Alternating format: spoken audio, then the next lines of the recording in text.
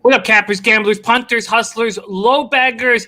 Happy Tuesday, December 15th to all of you. Thank you for watching us here on odds.com. This is our big NFL opening lines, early leans show. Bebsy, my man, you are back on the sauce after a sober November, and you are running hot, much like you were in October. Congratulations on your week. 11 wins, 5 losses, plus 5.20 units.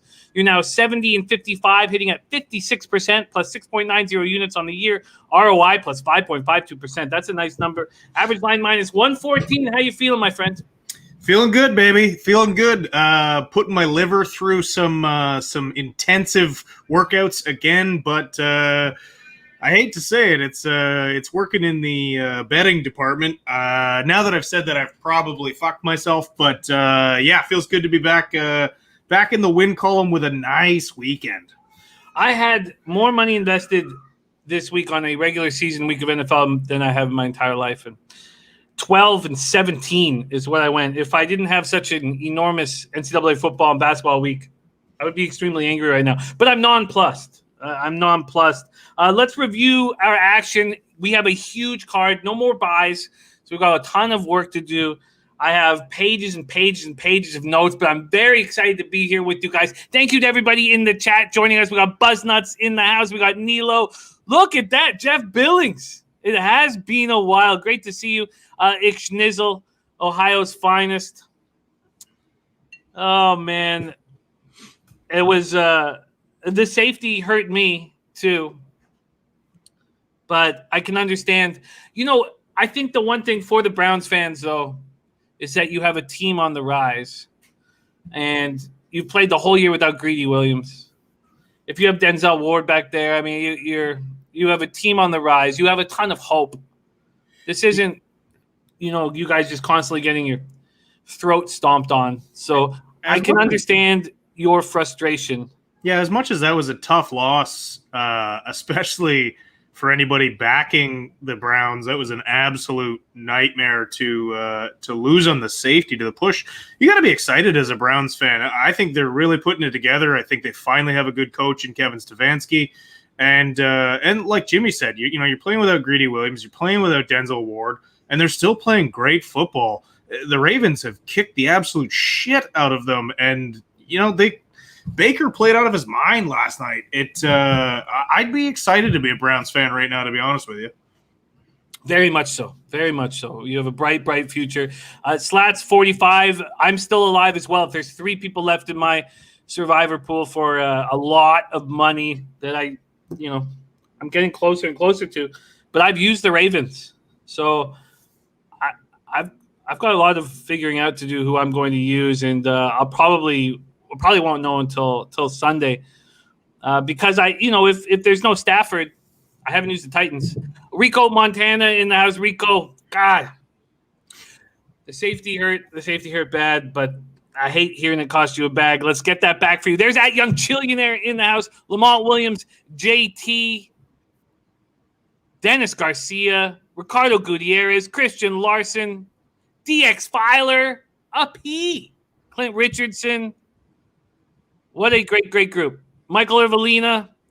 We have a ton of work to do, so let's get after it right now. But thank you guys all so much for joining us. Okay, Bebsy, let's review. I think I got a little blustery. I was having such a good week. And, 29 bets on a week of football is probably something Stressful, Jimmy. It's stressful. It's stressful. You're putting all that added stress on yourself for. I was 23-8 combined in NCAA football and NCAA basketball going into the Sunday, and okay, let's go over. My Tuesday card was poor. My Tuesday card was real bad. Patriots +5, loss. New England Rams under 44.5, win. Texans -1, loss. Houston, Chicago over 44.5, loss. The KC Miami first half under 24 was a push. I knew it. I said it on Sunday that if the Chiefs are involved and I want an under, I'm just going to wait till the very last minute. Yeah, you were bang on about that, and I foolishly said, "Don't worry, Jimmy, it'll still cash." And well, I'm an asshole. What do you want from me? Giants money line loser. They look terrible. We'll get into that. Vikings plus 6.5. Dan Bailey alone cost me 10 points. I lose the Vikings plus 6.5 and the Vikings Bucks over 51.5 because of it. Washington, San Francisco over 43.5 loss, and then we win with Bills first half. Bills full game. That Bills first half was fortunate. Then on Sunday, Cowboys -3, easy casher. Bengals team total under 20.5, easy casher. I don't know why. I shouldn't say I don't know. The Claypool props were a mistake. Lose on the TD, lose on the receiving yards. Tony Pollard, we cashed again on Tony Pollard. It was great capping. We knew that Zeke was hurting. We knew he wasn't going to get the rock too much. Great job there. And then my 2 spots on the under angry bets on KC Miami under 51.5. Dolphins team total under 20.5. Bad. Gronkowski over 37.5 receiving yards. He caught for 2 yards, but it was a touchdown. And I don't know why I didn't just take touchdown. Why I didn't just sit there with a plus money spot like that. That should still count. Robbie Anderson over 77.5 receiving yards. Great job. We both are on that. Seattle, New York Jets under 48.5. I was fortunate to hit that. The double up. I'm now 8-0 on 4 running back double ups. Jones, Jamal Williams over 65.5 and over 29.5. They both cashed. Niners -3 was a loss. Deebo Samuel over 52.5 receiving yards gets hurt on the first play loss. We cashed the 49ers double up on running backs, Mostert and Wilson. And then comes the sad ending of the week. Pittsburgh, Buffalo over 48.5 loss. Browns +3 loss. Baltimore, Cleveland 46 loss. Rough week. Bebsy, you had a great week. Texans, on Tuesday, Texans, you're a loss. You push on KC Miami first half under 24. You lose on the Giants. You hit Colts first half win. Bills first half and full game, double up, a win. And then Sunday, you added the Pollard prop, cash. The Gallman prop, cash by 1.5 yards. Gronkowski over 37 was a loss. Anderson was the cash. Colts full game, cash. Jets team total under 16 that you were so bullish on was gorgeous. Chris Carson over 56.5 rush yards, cash. Debo, loss. Mostert, Wilson, cash. Baltimore, Cleveland under 46.5, cash. Or loss, excuse me. Which gives you 11-5 plus 5.20 units. Okay, that's the most games we've ever had on one weekend. Woo. Okay. Breathe, buddy, breathe. Yeah. Fuck. Yes, it's whiskey. JT says that Bebsy props are locks. You're very strong in them, and you wait a long time before you start betting them. And I think it's great. You've waited. You barely made any in the first half of the year. And now you're hammering them all over. So I just great work. Okay, let's get to work right now. Mr. Funwang says betting that much makes you a bit stressed and managing. You'll settle down. Yeah, no, I think it was just cockiness from having such a big week. And okay, a P says nice hat, Jimmy. Just have some IPA. I did buy this hat, and this is the first time I've ever worn it in my life. I actually wore it on the day of the game of the Ravens 49ers. I'm a 49ers fan. The Ravens won. It was a wonderful Super Bowl. And then I put it away. I was upset. It was a fun day. I mean, I had a really fun day and night. And I put it away. This is the first time I've ever worn it. Had it for 7 years. I know it upsets you to see it as well, Bebsy, but yeah, I don't think it's a nice hat. No. I don't think it's a nice hat at all. No. Not trying to be a jerk, but no, I hear you. I just, it's been 7 years, and I thought it's time to get over it, eh? I don't know. It was an incredible game. It was an interesting game for sure. I'm still very upset with Jim Harbaugh and his idiotic play calling at the end of that game. Or Greg Roman, whoever the fuck called the exact same play 4 times in a row. You had Randy Moss. Why don't you throw a jump ball to Randy Moss? Or why don't you give the fucking ball to Frank Gore? No, let's run 3 straight fade routes to Crabtree. Why you got to bring this shit up? Okay, let's get to work. Birdie says change a hat for God's sakes. Find one with positivity. No, it's 7 years. I'm going to wear the hat. I'm going to wear the fucking hat. All right. Okay, let's get to work.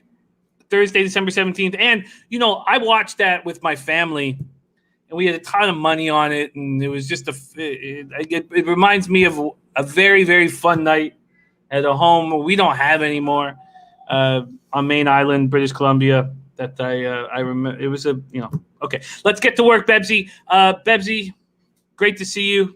Everybody in the chat, great to see you guys. I worked my fucking ass off on this card. Let's break it down right now.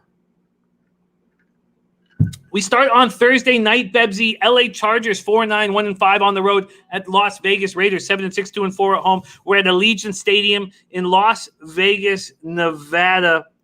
Let's move over to our market and see what we are dealing with here. The Raiders open up at -3 at a -110.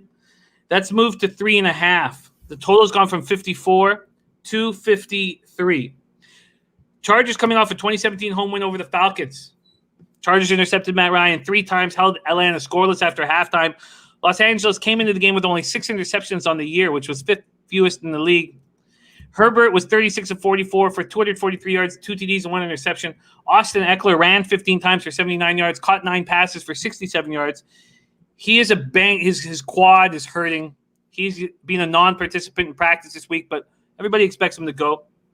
For the second time in 3 weeks, the Chargers called a running play without any timeouts on 3rd and 1 from the Falcons' 8 with 22 seconds remaining in the first half. I don't know how the Chargers fans can handle it. I don't know how they can handle watching that. It's just an absolute disgrace. It's just, I mean, I guess my 3-year-old daughter's not capable of understanding the timeouts.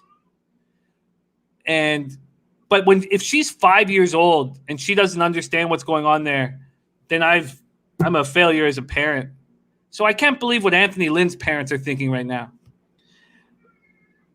Chargers have dropped 9 straight division games, including their past 3 to the Raiders. Los Angeles could be without 3 key offensive starters. Trey Turner, right guard Trey Turner, right tackle Brian Bulaga. They're both in concussion protocol. And Mike Williams left after the first series due to back issues.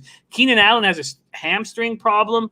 So him and tight end Hunter Henry has a lingering hip issue. Both were non-participants in practice. Nazir Adderley is questionable to play. Maybe you don't want him out there. I mean, the guy just gets burnt and burnt and burnt. I mean, he's bad. Cornerback Chris Harris Jr., linebacker Uchenna Nwosu, long snapper Cole Matza, running back Troy Maine Pope, linebacker Denzel Perryman, and wide receiver Joe Reed are all listed as questionable. Let's start with these Chargers, Bebsy. Did you like what you saw in that 2017 victory, and do you think they might have some value here as an underdog on the road on the Thursday night? Listen, I like what I see from the players at times. I do not like what I see from Anthony Lynn. That debacle at the end of the first half, I mean, I don't know. I don't know how you didn't get fired at halftime. I don't know how it wasn't just like he's walking into the tunnel and it was like, Anthony, just give me the playbook. Get out of the building, go away, take the rest of you, think about what you've done. That was disgraceful. That was just absolutely abysmal. So, no, I can't like what I see from the Chargers. There's a ton of talent on that team. There really is. They're staying close in games. They've won a couple of games in spite of Anthony Lynn. But, I mean, Justin Herbert's got to start getting frustrated. Even as a rookie, he's got to be looking over his head coach and be like, what a bonehead. Like, what an absolute moron. And, look, I was bullish on Adam Gase being the worst coach in the NFL, and I would still say that he is, but God damn, Anthony Lynn is close. So I can't have any faith in the Chargers, especially coming up against a Raiders team that is in a must-win situation if they want to keep their playoff hopes alive right now. So, injuries, coaching, lack of consistency, debacle after debacle. It's got to be – you got to take the Raiders here. Well, let's talk more about these Las Vegas Raiders coming off disappointing 44-27 loss home to the Colts that cost defensive coordinator Paul Guenther his job. Great call, Bebsy, on the double-up of the Colts. The fucking recency bias just reared its ugly head at me, and it doesn't matter how many times we talk about it. I mean, it's just involved in our subconscious, and both the Texans and the Colts. The Texans-Colts game really hurt me this past week after watching it 2 weeks ago. So he's being replaced with defensive line coach Rod Marinelli, whom you like, Bebsy. Yeah, I think part of the reason why Dallas has been so bad is they don't have Marinelli as a defensive coordinator this year. Look, he's a good D coordinator. He's proven over time. He's had some bad teams, and he still managed to be a decent D coordinator. I like Rod. I think he's better than decent. I really think he's good. I think he's top shelf. I think he's one of the best, and maybe I should pump the brakes, but I've always been extremely high on his defenses. So I think this is a nice spot, very nice spot that he has taken over. Indianapolis torched Vegas defense for 456 yards, 212 rushing, 244 passing. They had an average of 7.7 yards per play. Does just bringing in Marinelli change that? Well, it takes a little while for a D coordinator to put a stamp on the defense, but they can't get worse, and I do think it improves it. He has not been a good head coach, and I almost feel like that negativity has stuck with him. And that's not entirely his fault. Some guys are not meant to be head coaches. Norv Turner was a good offensive coordinator. He was a horrendous head coach. Vic Fangio is not a good head coach. He's an incredible D coordinator. So, yeah, I like this move. I feel like Vegas should have done this earlier in the season. I know that some injuries have hurt their defense, but Rod Marinelli is going to make them better. Dennis Garcia says they have 3 days to prepare. The defense isn't being fixed overnight. No, I 100% agree. It's not. It can't change this weekend, but it's not going to get any worse. No, I agree. Raiders allowed 200 or more yards rushing in consecutive games for just the 7th time in franchise history. They also struggled to get any pressure on Phillip Rivers. No sacks, 1 quarterback hit. They're 1-3 over their last 4. They've been outscored 150-95. They've allowed an average of 399 yards per contest. They went into Sunday allowing opposing offenses to end drives with a score 48.8% of the time. That's the worst in the league. And then Indianapolis put 7 of 9. 7 of 9 drives they scored on 77.7%. Derek Carr, 31-45 for 316 yards, 2 touchdowns, 2 interceptions. The running game struggled. 22 carries for 79 yards. Josh Jacobs' ankle is a problem. It was a non-participant in practice today. 13 carries for 49 yards. I mean, they couldn't even get anything from Booker either. What do you think about the backing the Raiders or making a move on this total for the over if you can't get anything out of Josh Jacobs? Well, I think if you're backing the Raiders, you're just backing the less worse team in reality. They're a borderline playoff team, which, I said this at the beginning of the year. Their defense would be a problem. And their offense really had to run through Jacobs, and you're seeing now them struggle because Jacobs obviously isn't healthy. You almost feel like they should have, hindsight is 2020. You should have rested him another week at least. But I still think this is a very much in-play Raiders. They need to win. The Chargers season is over. And as much as I don't have a ton of faith in Gruden, this John Gruden, because I don't know how much he evolved with the game of football, but I still think they're a good spot at home, short week against a Chargers team that's banged up and is coached by Anthony Lynn. So it's not a confident backing. I don't have to worry about it because I hate Thursday and I refuse to bet on Thursday. But if I was going to bet, that's, of course, who I would go to. Raiders place wide receiver Henry Ruggs on the reserve COVID-19 list. He has to miss this week's game because he has to be on it there's a 5-day issue, and he was just put on it. Nelson Aguilar caught 5 passes for 100 yards. Darren Waller caught 7 passes for 75 yards. That was after his 200-yard receiving game. The Raiders put safety Jeff Heath on injured reserve before the game due to concussion. Defensive end Cleveland Farrell was ruled out after halftime with a shoulder injury. He is listed as questionable to go this week. Safety Jonathan Abram and linebacker Nicholas Morrow suffered concussions during Sunday's loss during concussion protocol. Offensive tackle Denzel Good, center Rodney Hudson, defensive tackle Maurice Hurst, guard Gabe Jackson, offensive tackle Sam Young, and cornerback Damon Arnett are all questionable to go this week. This is just a litany of injuries. And And I do not feel comfortable making a move here. I understand why this total has dropped from 54 to 53. They opened it very high. I imagine that the Sharps jumped all over it. Let me just quickly see where the cash is, because this is the one game where we might get an idea. The Sunday games we won't at this point get an idea of where. Let's just see if I can grab something here. So, Bebsy, this is a no move for you. Well, it's Thursday, Jimmy, so it's always a no move for me. But if I was going to bet, I would certainly lean Raiders. I really think, especially, given the fact that Henry is out or battling an injury, so is Williams, so is Keenan Allen. That's the strength right now of this Chargers team, is the fact that Justin Herbert can gobble up yards. I don't think they're going to be able to do that this week, even with the injured Raiders team. But what do you think about this situation here? So we have a game where we have 71% of the cash on the over, 67% of the tickets on the over, and it's dropped a point. We have injuries to key members of the offense on both sides, and we have a new defensive coordinator that's come in. So the Raiders defense will be playing as fast and hard as they possibly can with as much intensity as they can to keep their jobs. Does that not make you think maybe the under is in play? Yeah, I mean, I think it's a little bit high on a Thursday to begin with.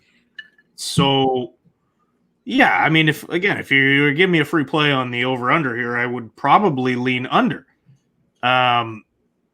If I had to make a bet on the game, with Ruggs out, Waller having an off week this week, I think I'd probably look at Waller's receiving props this week. I think Carr's going to go back to the Waller well in this one, especially with a less than stellar Chargers defense that is also injured right now. So, there are looks in this game. I don't know.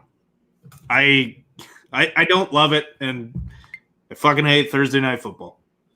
Well, but I agree with you, and I agree with your logic as to why the under would be in play. And especially, again, we've said this time and again, Thursday games, we should look up some stats on this, but Thursday games just end up being sloppy a lot of the time, and unders cash on Thursday.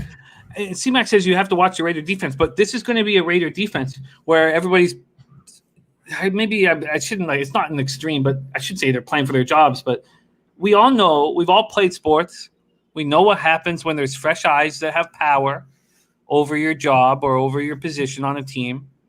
You push a little harder. You care a little more. You're a little more accountable. And the Chargers aren't a team that leads me to think that they're going to – okay, so I'm moving on the under. I'm going to move on the under. It's 53 across the board right now. Yeah, I mean, to your point, yes, it's a new offensive coordinator, but it's a guy who's been there all year. It's not like this is a new guy off the street. It's not like Rod Marinelli doesn't know what he has with these guys. No, I agree. And I also think that the Waller and Aguilar props are live. Would you prefer, and they're not up at my book yet, would you prefer Waller over Aguilar? I mean, just the fact that Waller's coming off a quiet week in a season where he was fantastic last year, but this year as well. I would prefer a Waller look, personally. I agree. I think Waller props, and I'm on the under 53. That is your Thursday nighter. Let's move into Saturday's action. Something I rarely get to say. Saturday's action. Saturday, December 19th, 4:30 p.m. Eastern. We start with the Buffalo Bills. 10-3 on the year, 4-2 on the road at Denver Broncos, 5-8, 2-4 at home. Empower Field at Mile High, Denver, Colorado, 41 Fahrenheit, partly cloudy, 7 miles per hour. The weather's just been great throughout the, northeastern part of the states, and as much as I kind of love when weather plays a part in sports, we live here. So this is nice. And I have no qualms, even if it takes a little bit of the fun out of capping. Let's make a move here. Let's figure out what the market is right now. Buffalo opens up at -4.5. That moves up to 6.5. The leading indicator books have moved Buffalo to 7. The total opened up at 48. That's moved to 50, and that makes so much sense to me. The Broncos secondary is completely destroyed, and I will get there momentarily. But Buffalo team total over, full game over, and Allen pass props are screaming at me. I've not made any moves on this card yet. Those are the three things that are screaming at me. Bills are coming off an impressive 26-15 win at home over the Steelers on Sunday night. They've won 6 of 7. Josh Allen was 24-43 for 238 yards, 2 touchdowns, 1 interception. I kind of like going back to the Josh Allen well after he has a somewhat subpar statistical game. Stephon Diggs, 10 catches for 130 yards. They rushed 27 times for 104 yards. This offense did nothing in the first half. Managed just 6 first downs and 102 yards on 7 possessions in the first half. They're going to find this a much easier row. In their past 7 games, this defense is stepping up. 20 sacks, forced 14 turnovers, 10 interceptions, limited opponents to converting 25 of 80 third down opportunities. Safety Teron Johnson returned an interception 51 yards for a score, but did not return after sustaining a concussion in the third quarter. Wide receiver John Brown has begun practicing. He's still on the IR. Actually, I believe when I start, because this game was capped in the morning, I believe he's off the IR now. If someone else could verify that, that'd be nice. I believe I saw that throughout the afternoon. Safety Jaquan Johnson also listed as questionable. Then we get to Denver, coming off 32-27 win at Carolina. Drew Lock, 21-27 for 280 yards, 4 touchdowns, 0 interceptions. John Elway is in his ear, and he's listening. He's not forcing things. KJ Hamler caught 2 passes for 86 yards, 2 touchdowns. Melvin Gordon ran 13 times for 68 yards. Philip Lindsay struggled again, 11 carries for 24 yards. The Broncos sacked Bridgewater 4 times. Their left tackle, Garrett Bowles, was declared inactive before the game after he came down with an illness. Noah Fant, their tight end, also came down with that illness. It's not COVID. It's some sort of stomach illness. Cornerback Kevin Tolliver tore his ACL, done for the year. Reserve cornerback Duke Dawson, who has come in because of all these injuries, was carted off the field in the first quarter, non-contact injury. He tore his ACL, amongst other injuries. I just stopped writing it after he tore his ACL. Place kicker Brandon McManus is on COVID reserve. Guard Graham Glasgow, safety Trey Marshall, wide receiver Tyreek Cleveland, offensive tackle Garrett Boyle is listed as questionable. Von Miller has begun running. No return date is being made. Bebsy, I'll go over this just quickly. It'd be absolutely crazy to put Von Miller on the field this year. I agree. This total's gone up to 50, and I want to go at least a Buffalo team total over and Allen pass props at this point. Take it away. Look, I've said this since it happened, but the Bills beating the Patriots meant so much mentally. This team, they have been different ever since. Again, still minus the Hail Murray, undefeated since. They look like a different team. They are healthy. Getting John Brown back is huge, even though they haven't really needed him. Yes, they struggled in the first half this week, but look, this Pittsburgh team is very good, and they were fired up for that game, and the Bills weathered the storm in the first half and took over in the second. That pick 6 at the end of the half was huge cash for me, but also just a massive momentum shift. I just even though somebody mentioned they have Miami and New England on deck, this is a team that's focused. They're well coached. They're healthy. They are full of talent. I really, really love the way this Buffalo team is playing right now. Do I worry there's a bit of a letdown spot in this? Kind of, but I'm still going to jump on this first half for Buffalo, and I might before Saturday double up on this, but look, I was bullish on them against the Steelers, and I'm gonna take them again, at least in the first half with the Broncos, given all the injuries, given the fact that, look, it's just a much better team here. The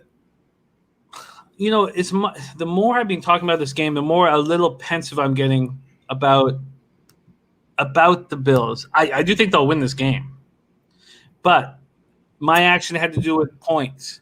And, seeing cash action bets on the under does make me a little uncomfortable. But I don't need – and the Broncos are playing – the Bills team is rolling. I just think the Broncos secondary is so beat up. Okay, so I'm going to focus on two things when it comes to me. I can give you -3.5 at -110. You know what? Let me pull up Circa.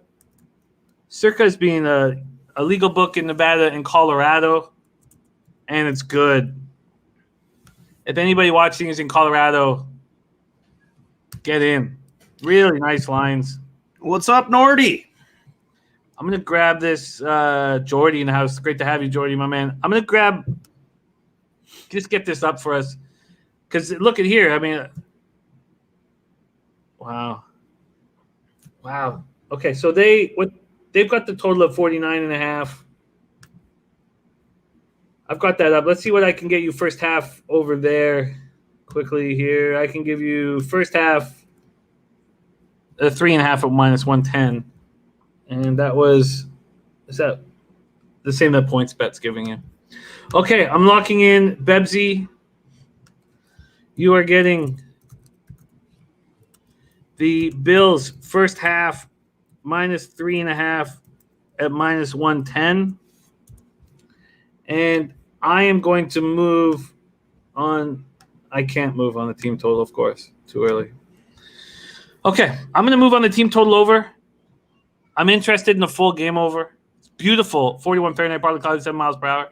And I'm also interested in Allen pass props. They haven't come out yet. And we move on. Prince of the Sea. Okay, we roll on. Bebsy is now on the board. He's coming off an 11-5 week plus 5.20 units, and we move on. 8:15 p.m. Eastern, Saturday night, Carolina Panthers at Green Bay Packers. Carolina 4-9, 2-4 on the road at the Packers, 10-3, 5-1 at home. Lambeau Field, Green Bay, Wisconsin. It's going to be cold, 29 Fahrenheit, but not much wind, mostly cloudy, 6 miles per hour is the weather. Total opened up at 51. It's now gone to 51.5. Green Bay opens up as 9-point favorites. That's gone to 8.5. Carolina coming off 32-27 loss at home to the Broncos.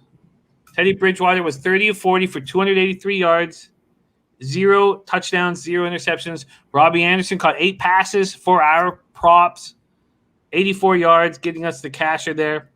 That gives him a career-high 996 yards receiving on the season. Mike Davis ran 11 times for 51 yards. Christian McCaffrey missed his 10th game of the year because of injuries. We don't know if he's going to be back at this point. Bridgewater didn't have DJ Moore. That was the reason why we moved on Robbie Anderson. His left tackle, Russell Okung, re-injured his calf. It hurts. So Moore is expected to be removed off the COVID list in time for Sunday's game. I talked about Jeremy Chin before, Steve Atwater's nephew, and he was amazing again. He leads all NFL rookies in tackles. He had 8. He had a sack fumble, led to a 53-yard touchdown return by Obata. Panthers veteran quarterback Rasul Douglas got beat twice on double moves by KJ Hamler. He just looks bad out there, and it's too late in the season to do anything about it.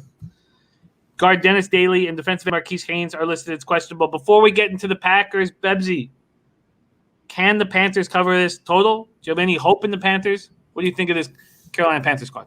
I mean, I think there's a bit of value in the Panthers. They're coming off a tough loss, but also some tough injuries. Obviously, the injury to Russell Okung is huge. They still don't have Christian McCaffrey. They've managed well without him for the most part. I think him getting hurt earlier almost helped them open up the playbook a bit, but now they're at a point where they could use Christian McCaffrey. So that hurts. Moore coming off the COVID list is obviously a big lift, but Green Bay is not a team that really steamrolls other teams. At least they haven't been. And as good as the Packers have looked, I just think it's a lot of points to give right now. Just like the Lions game. The Packers were seemingly in control all game long, but the spreads are just too big and the Lions cover. I agree with that sentiment that you have.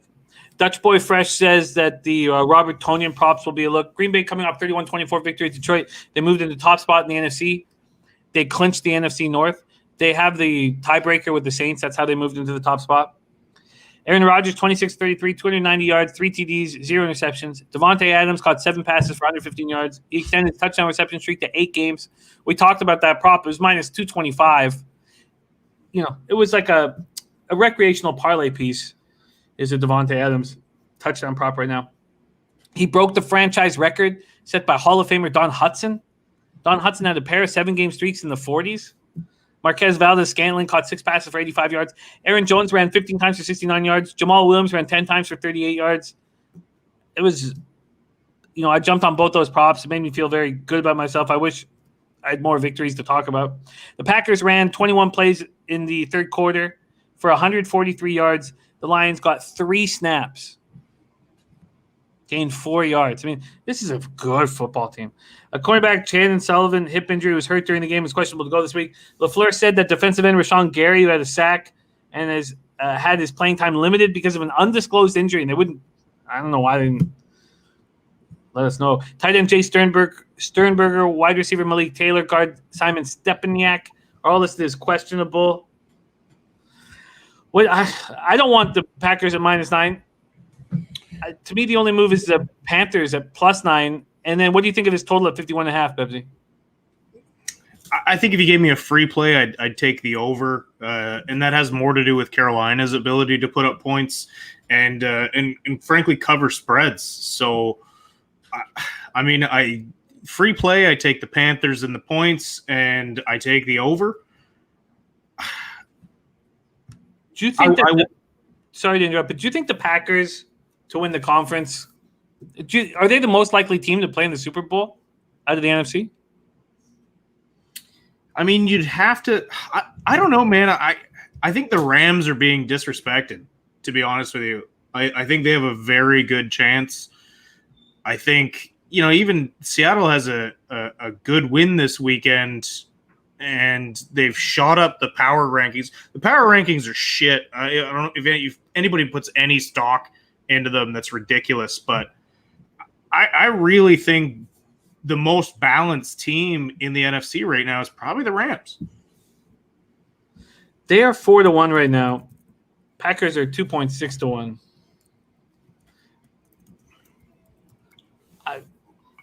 The Packers are going to be there.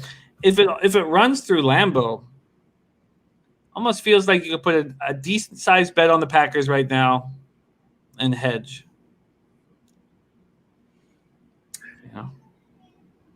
That's what it feels like. And that's the problem though, is you still don't have fans. Yes, I understand that it's a weather thing a lot with Lambeau, but you still don't have fans. So you want to look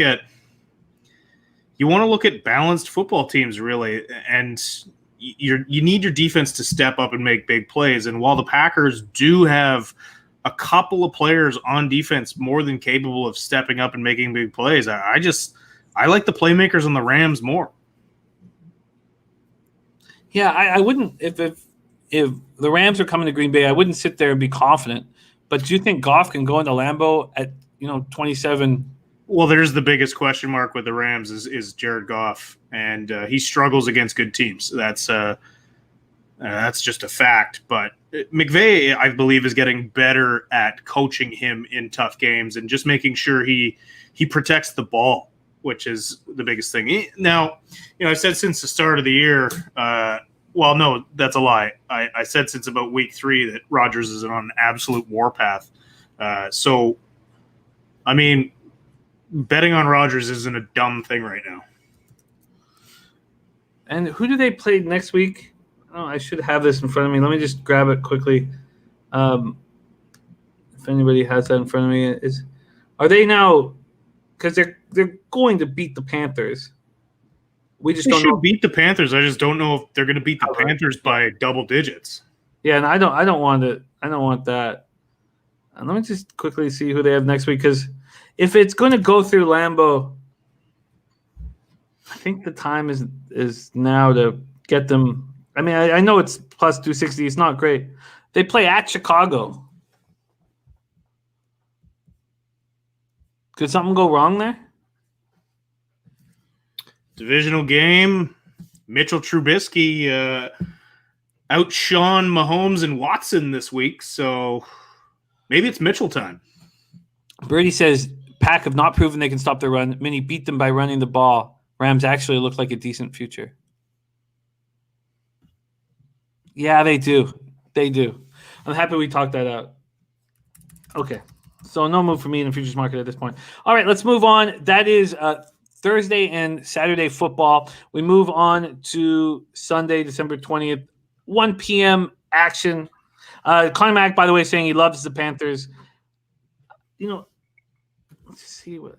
Sorry, I know I said that we're moving on, but what could I get them at right now? If I wanted to bet them, could I get the 9? It's 9 gone. 9's gone. Okay, let me ask you a question. I know that I said we were going to move on, but I really hope Prince of the City and nobody else thought I was being serious when I said it's Mitchell time. That was a joke. I don't think Mitchell Trubisky's good now. What are you thinking? What are your thoughts on Bridgewater? Can he come into 29 Fahrenheit and step up? Matt Rule was kind of on him for that fourth down play when there was no chance to get the first down with the throw. His excuse was, I was either going to get sacked or throw that pass. And Rule says, we're going to stand by Bridgewater here. His record is not very good as a starter, this year, but he hasn't had McCaffrey. He didn't have Okung. Do you think that Bridgewater can go into Lambeau and have a good game? Yeah, I've got a lot of faith in Teddy. I don't think he's an elite quarterback, obviously, but I think he's had a string of bad luck. There's certain places where he hasn't had a fair shake. I really like Teddy, and I think he's doing well this year, given the fact that they weren't supposed to do anything. He's played very well, and I don't think he's going to struggle in Lambeau. I really think with the new technology with heat gear and stuff, I don't think cold weather games hamper players like they used to. We're still talking about the 80s when players just didn't have proper equipment and they'd go to a place like Lambeau if you're a southern team and they'd get killed, but it's not the same. It's not like that anymore, but I still think we think that. I'm going to move on Carolina plus 8.5. Move on Carolina plus 8.5. Okay. All right, Prince, we're good. All right, we roll on here. We move to Sunday action, and I'm rolling on Carolina plus 8.5. We move on to Sunday, December 20th, 1 p.m. Eastern, Houston, Texas, and Indianapolis Colts. Anybody watching this show, we're just going down the rotation numbers, so it's very easy to follow. Rotation number 341, 342. Indianapolis opened up as 7-point favorites. The leading indicator books lead us to believe that this will be 7.5 within 48 hours, maybe 72 hours. The total has gone to 52.5. It's now at 51. Lucas Oil Stadium, Indianapolis, Indiana. Texans 4-9, 2-5 on the road. Colts 9-4, 4-2 at home. Texans coming off an ugly 36-7 loss at Chicago. Things went wrong immediately against the Bears. Montgomery took a handoff, went 80 yards for the score. I was on the over, 44.5, and they scored 6 points in the second half. At the half, I was very confident in Deshaun putting up some sort of a fight back. And there was a couple spots where the Jordan Akins toss to him where he was completely free in the end zone and the sun got in his eyes really, really made me want to open hand slap him in the face. I just at that when you get drops like that, you're like, oh shit, I'm not going to hit this. Watson was sacked a season high 6 times Sunday after getting sacked 5 times against the Colts. This offensive line looks really bad, and Deshaun Watson's still playing well. 21-30, 219 yards, 1 touchdown, 0 interceptions. That isn't that good, but he's second in the NFL with 3,761 yards passing.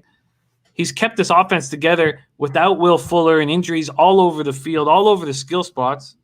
Chad Hansen led the receivers with 7 catches for 56 yards. He had a career-high 101 yards receiving last week. That was his first game since 2017. I mean, if Chad Hansen's your number one, it was that Kute was nowhere. Kiki was nowhere to be found, and that hurt them badly. Crennel says that Randall Cobb, who missed the last 3 games with a toe injury, will play again this season. Brandon Cooks is expected to return this week. He had foot and neck injuries. Texans ranked last in the NFL, averaging 86.2 yards rushing. Buddy Howell was their go-to guy. 11 carries for 42 yards. Defensive tackle Brandon Dunn has a hip injury. Crennel said x-rays were negative. He might be out this week. Let's talk about the Texans. Do you have any faith in them moving forward? No, and I feel so bad for Deshaun Watson. I mean, I've said this a lot this year, but poor Deshaun Watson. He now has no running game, which he didn't really to start the year. He now has no passing game, which obviously the Hopkins trade in the offseason put a massive dent in it. But, then he loses Cooks to injury. He loses Fuller to PEDs.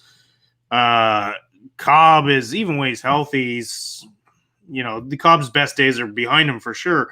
I just feel so bad for Watson. I hate that I didn't jump on the rushing prop. I wanted to. I looked at it. We talked about it. I didn't. He cashed before half. I think that's another great look when that comes up, depending on how high it is. But I still think he cashes that. He has nothing. He has no one. He doesn't have a very good O-line. He has nothing to throw to. He has nothing to hand the ball off to. And their defense isn't helping them out too. I want to go first half and full game with the Colts again. I'm going to take full game here while it's still at 7 because I think that moves. But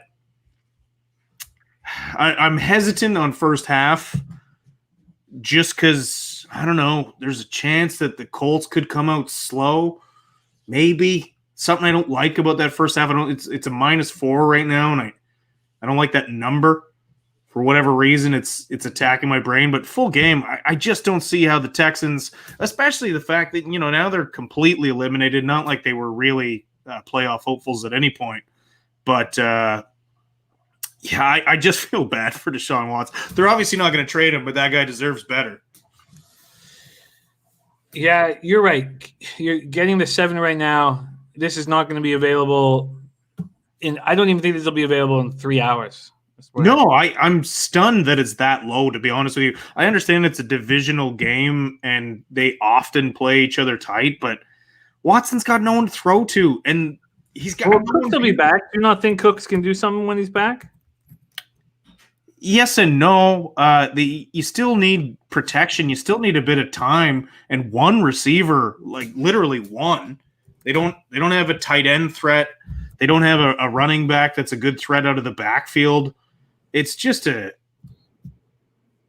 they can shut down one weapon.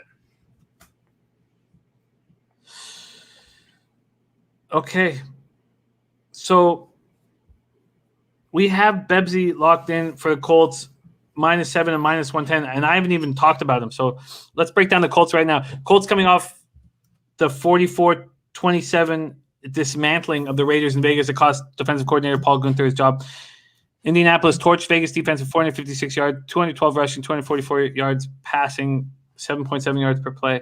The 456 was their highest output in the 3 seasons under Reich, and the most since 2014. Indianapolis scored on 7 of its 9 drives. Phillip Rivers was 19-28 for 244 yards, 2 touchdowns, 0 interceptions. His offensive line protected him as he was not sacked, only hit once. Colts rushed for 212 yards on 31 carries. Jonathan Taylor ran 20 times for a career-high 150 yards. T.Y. Hilton had his 3rd strong game in a row. That's a huge thing that T.Y. Hilton is rolling right now. We had his grandma complaining, not complaining about, grandma's usually, after living that long, grandpas. I know the only issue we have with old people is that they're generally racist. The ones that aren't usually have some insight. And she never blamed anybody but him. She kept calling him out for the way he was playing.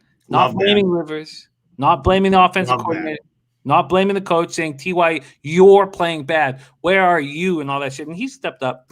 He has. He's playing like a number 1 again, which is huge because now the other guys can just be, Pittman can just be that rookie guy who's good instead of trying to be the number one guy. And honestly, they are starting to understand how important it is to just feed Taylor. He had a monster game last week. He had a good game the week before, and I just love the way the Colts are playing on offense and defense right now. They're surging at the right time, and they're going to be a nightmare for anybody who runs into them in the playoffs. The only question mark they have is Old Man River. 19 catches in the last game. 5 went for 20 or more, Bebsy. And then we talk about Xavier Rhodes. So Xavier Rhodes went to the locker room with the second quarter with a knee injury, but I didn't have him on the injury report. Let me just double check that. But I didn't have him. There was one spot where I was like, oh, wait, here he is. Yeah. Okay. Just exited. Okay, so I don't know what's going on with him. Darius Leonard is the big piece. He left in the second half with a back injury. Frank Reich said Monday that it's not a serious back injury. But do you want to risk him in a game that you know you're going to win? I mean, there obviously we can't know. There's such thing as like a tweak in a back that gets massaged out. So you can have a not serious back injury. If it's muscular, it's not a big thing. If it's structural, it's massive. So obviously it's not that. So they, I mean, unless they're lying, I wouldn't be too worried about that. Sometimes a good massage and some muscle relaxants will fix that back up. So I wouldn't worry too much about that. The bigger concern is the Xavier Rhodes situation, but look, they're playing phenomenal football on both sides of the ball, and they're extremely well coached. Well, I've got no move here. Costanzo, by the way, it was strange watching him. If you were watching the game, he was in and out, and he was deciding that he wanted to come out. He wasn't being called out. And then he got comfortable later in the game and was playing through everything. So it was very, very interesting. So Bebsy's moved on the full game at the -7. Those of you who want that -7 on the Colts, you have to bet it right now. And I mean like right now. I don't think you can bet this in a couple hours. Yeah, I don't think that'll exist by the end of this show. I really don't. I'm surprised it was there. Ron Burgundy is the team total for the Colts at 30. Another thing is with the Colts, I would lean towards that first half. If you're going to be bullish on the Colts team total, I would take them first half. Reich doesn't force the issue. They have a tendency to do sort of what the Packers do and just slow the game down the second half if they're way ahead. Okay, we move on. Bebsy's locked in. That is the Colts Texans. We move on to Lions-Titans. Lions-Titans, which I don't think Stafford's going to play. And if you look at the lines that have come out, only the few books, they're telling you that he's not going to play. 10.5-point favorites for the Titans. Oof. So Stafford's not playing. And if that's the case, then, Slats, I don't know if you've used the Titans yet for your survivor, but this is the gift that the Saints were when they played the Broncos without quarterbacks. So this will be my survivor pick without question. But I don't have to put my pick in until before kickoff, so I will wait. Make sure that Stafford isn't going to come in. But it's a rib cartilage injury. Lions, Titans. Lions 5-8, 4-3 on the road. Titans 9-4, 4-3 at home. Nissan Stadium, Nashville, Tennessee, 50 Fahrenheit, mostly cloudy, 6 miles per hour. Lions coming off 31-24 loss at home to Green Bay. Stafford 24-34, 244 yards, 1 touchdown, 0 interceptions. Hurt his ribs in the fourth. Diagnosed with rib cartilage injury. Chase Daniel came in and went 3 of 6 for 29 yards. Danny Amendola, second game back, led the Lions in catching 6 passes for 66 yards. Their running game was non-existent, running 15 times for just 51 yards. I can imagine that DeAndre Swift will finish the season strong. Coming back from injury, he ran 7 times for 24 yards. I imagine he's going to get the ball a lot more this week. Their secondary is in shambles. The guys that they expected to have backups are like their key starters now. Jeff Okudah, high draft pick. Desmond Trufant, both out. Okudah just had surgery on his groin. Hawkinson is a beast. 6 catches, 43 yards, and a touchdown against Packers. 58 receptions, 657 yards, 6 touchdowns this year. He's just awesome. What a great Great player. Kenny Golladay, safety C.J. Moore, offensive tackle Tyrell Crosby, and cornerback Everson Griffin are all listed as questionable. So they're telling us with the 10.5-point spread, which you can bet right now. I mean, like Bet365 is one of those books that's very hesitant to open up activity. So they're saying Stafford's out. They must know Stafford's out. What do you think here, Bebsy? We'll get into the Titans in a second, but what do you think? I like what Birdie's saying here, and that it's an overreaction to Stafford being out. But it's less about the fact that Stafford's out so much as it is. We talk about this Titans team that so often plays up and down to their competition, and can, for that reason, be a very frustrating team to bet. So for me, I'm gonna wait till Sunday, look at props on this one. If gun to my head right now, I would probably take the Lions just because I think it is too many points. I kind of agree with Birdie that it's a bit of an overreaction.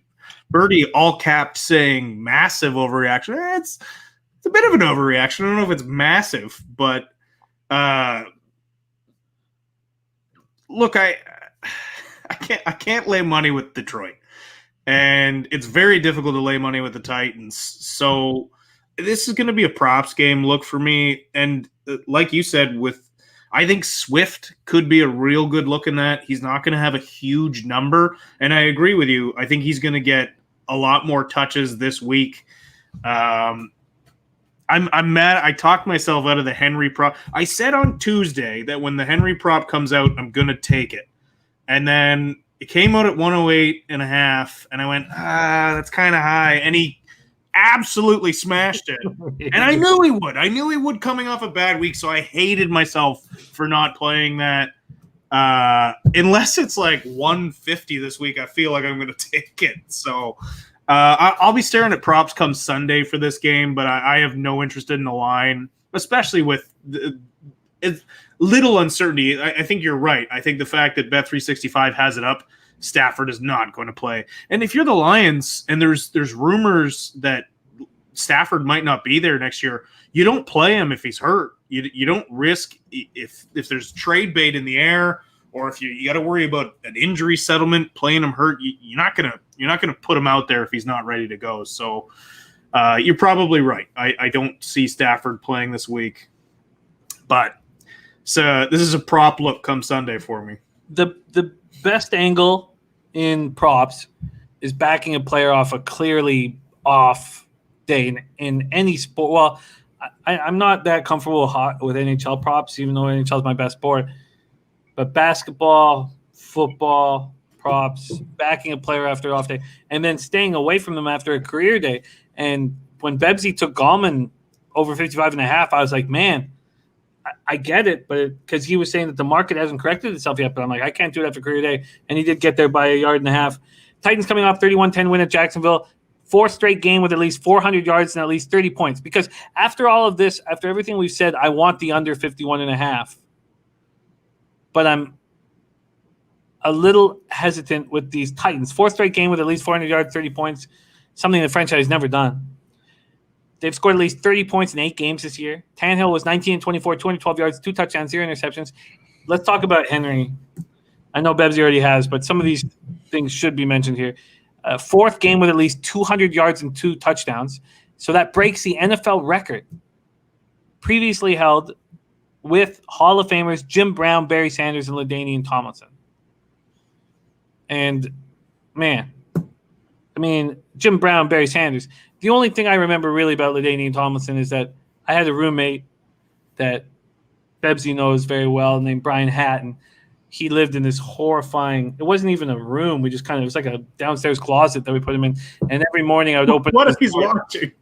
I would open up his door and I would scream LaDainian at the top of my lungs as loud as I could, just like his grandma would when she fed LaDainian soup. Sorry. Henry also topped the century mark for the 9th consecutive road game, leaving him one shy of the NFL mark set by Sanders over 1996 and 97 season. Come on, we're talking about Barry Sanders. He's on pace to be the first to lead the league in rushing in consecutive years since LaDainian Tomlinson in 2006, 2007. A.J. Brown caught 7 passes for 112 yards. Titans now are last in the NFL with 14 sacks. Do you know who leads their team in sacks? Harold Landry III. That sounds like a made-up name. Come on. He had a career at Boston, was it? Tuzar Skipper. Sorry, I thought Harold Landry was Tuzar Skipper. Sounds like a fake name. Linebacker Tuzar Skipper was ruled out with an elbow injury in the second half. I've got a son coming in February 20. Tuzar Skipper. Tuzar Skipper. That sounds like a first and middle name. That's made its way onto the name selection, has it? Tuzar Skipper. Safety Kenny Vaccaro missed the Jaguars game because of an illness. Vrabel said he's going to return this week. They also have an interesting situation with Christian Fulton, their rookie cornerback. If they don't activate him today, so this must be out now. If they don't activate him today, he's shut down for the year. Cornerback Breon Borders has been placed on injured reserve, and cornerback Adoree Jackson is listed as questionable. I think that the under is in play here. I really do. Titans are going to run the ball down the throat. Like, even if the score is like 27-10 after the first half, the under 51.5 is still probably live.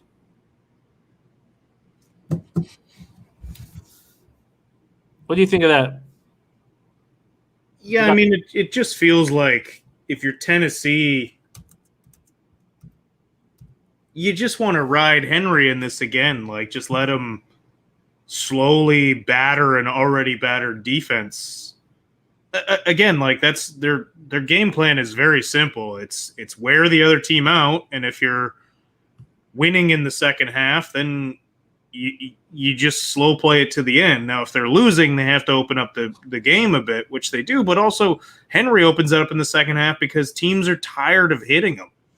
I mean, if there's – I can't think of a back that's in a better situation because the entire league has shifted to smaller, faster linebackers and smaller, faster secondary. You can't thump people anymore, so you don't need massive, huge hitting safeties. So the entire game has shifted to have smaller guys, faster guys on defense, and you have this dump truck of a running back. If you're looking to build an NFL team and looking at a new running back right now, you want to get a massive guy because defenses aren't built to stop that right now. So that's why Henry is just an absolute force, because you don't have guys like Ray Lewis and Patrick Willis in the middle anymore. You have guys like Darius Leonard and Fred Warner, who are tough, but they're not huge dudes. So yeah, I like your look at the under here, Jimmy. It's hard for me to look at this game right now even with the little bit of uncertainty with Stafford, and I think it'll be a prop look for me come Sunday. But I understand your under look. I'm moving on it. I'm gonna move on it. If I have any panic that Stafford's going to be playing, which I don't think, and even if Stanford plays, this might be a double-up spot, like something that we have Connor Mack in the chat. Something I respect enormously about Connor Mack and really great cappers do this is when the market moves against them, they double up. And when the market moves against me, I panic. Under 51.5, I'm going to move on. Okay, let's move. You gotta believe in yourself, Jimmy. I know. I hear you. And I do, like in NHL and NBA. Need to carry that over. Okay, we move on to Buccaneers, Falcons. That's next up on the rotation order. And, man, I need to speed this shit up, man. Okay, sorry. We're only through a few games. We're an hour, 3 minutes in. It's because I enjoy this so much. Buccaneers opened up at -4. They're now -6. This total opens up at 51.5. It's now 50.5. And we go to Mercedes-Benz Stadium in Atlanta, Georgia. Buccaneers 8-5, 4-2 on the road. Falcons 4-9, 2-5 at home. Buccaneers coming off 26-14 win at home over the Vikings. Brady was 15-23 for 196 yards, 2 touchdowns, 0 interceptions. This was a $400 loss for me. 200 on the Vikings plus 6.5 and 200 on the over 51.5. And it was one of those games that I just wanted to throw my computer through the window. Mike Evans led receivers with 3 catches for 56 yards. Ronald Jones ran 18 times for 80 yards. He had surgery to repair his broken pinky finger today and is listed as questionable this week. Bebsy, you were a running back. broken pinky finger. Can he actually play this week after surgery on his pinky? I mean, if there was a finger that you could play without, it would be the pinky. I mean, anything with your hands, anything that damages that grip that you have or makes it feel uncomfortable, it's dangerous. It's dangerous to play with that. You take swats on the hand all the time. My thumbs to this day are fucked up from people grabbing them and trying to rip them off the ball. Like, I dislocate my thumbs so easily now just because of how much they've been grabbed at and yanked. So that's a concern for sure. Just your grip on the ball, if it's not what it always is, it's going to be difficult. So, I mean, they'd be smart not to play him. So, I don't know. Maybe a Fournette prop is a look because Fournette's been so bad. He's been horrendous. But I'm telling you, anything with your hands as a running back is difficult because, I mean, that's what secures the ball. Their defense sacked Cousins 6 times. Cornerback Jamel Dean was inactive. He's listed as questionable this week. There's a few teams here that are so healthy, and the Bucs are one of them. We go on to the Falcons. Matt Ryan, 21-32, 224 yards, 1 touchdown, 3 interceptions, 11th career game throwing at least 3 picks for the Falcons in that 2017 loss at the Chargers. They couldn't move the ball on the ground. As a team, they rushed for just 70 yards on 20 carries. Ito Smith ran 11 times for 42 yards. Todd Gurley had another poor game, 6 rushes for 19 yards. In his last 7 games, Gurley's averaging 2.7 yards per carry. With Julio Jones out of the lineup, Calvin Ridley caught 8 passes for 124 yards and 1 touchdown. Russell Gage stepped up. He was such a simple prop look that I wish I had jumped on. 5 catches for 82 yards. Julio's listed as questionable to go this week. Defensive tackle Marlon Davidson suffered a knee injury early in the third quarter, did not return. Raheem the Dream says that Davidson met with doctors and he's going to be fine. But he's listed as questionable. Safety Ricardo Allen, offensive tackle Caleb McGarry, guard James Carpenter, all listed as questionable. Bebsy, Buccaneers, Falcons, this is a tricky spot. Seeing the massive money on the Buccaneers early is, I mean, now they're at -6 on the road, total of 50.5. Take it away. What's your feel on this spot? I mean, I agree with you. Seeing all the money on Tampa is off-putting, and I do believe if I had a free play, I would take Atlanta here. I don't know if there's 2 teams I hate betting on. Lifetime more than the Falcons, and this season more than the Bucs. I found both teams extremely difficult to bet on, and I just don't know what to expect from them week in and week out. The Bucs rely heavily on whether or not Brady has a good game or not, and let's face it, even I shit on Brady a lot. Most of it is tongue in cheek, but the reality is he has not been good this year. He has not been consistent. Sometimes he looks great. Sometimes he looks horrendous. So betting on a guy who's been as streaky as Tom has this year is extremely frustrating. And betting on the Falcons for the last 3 years has been an absolute nightmare. So I can't play it. The only look I would maybe have is the over in this.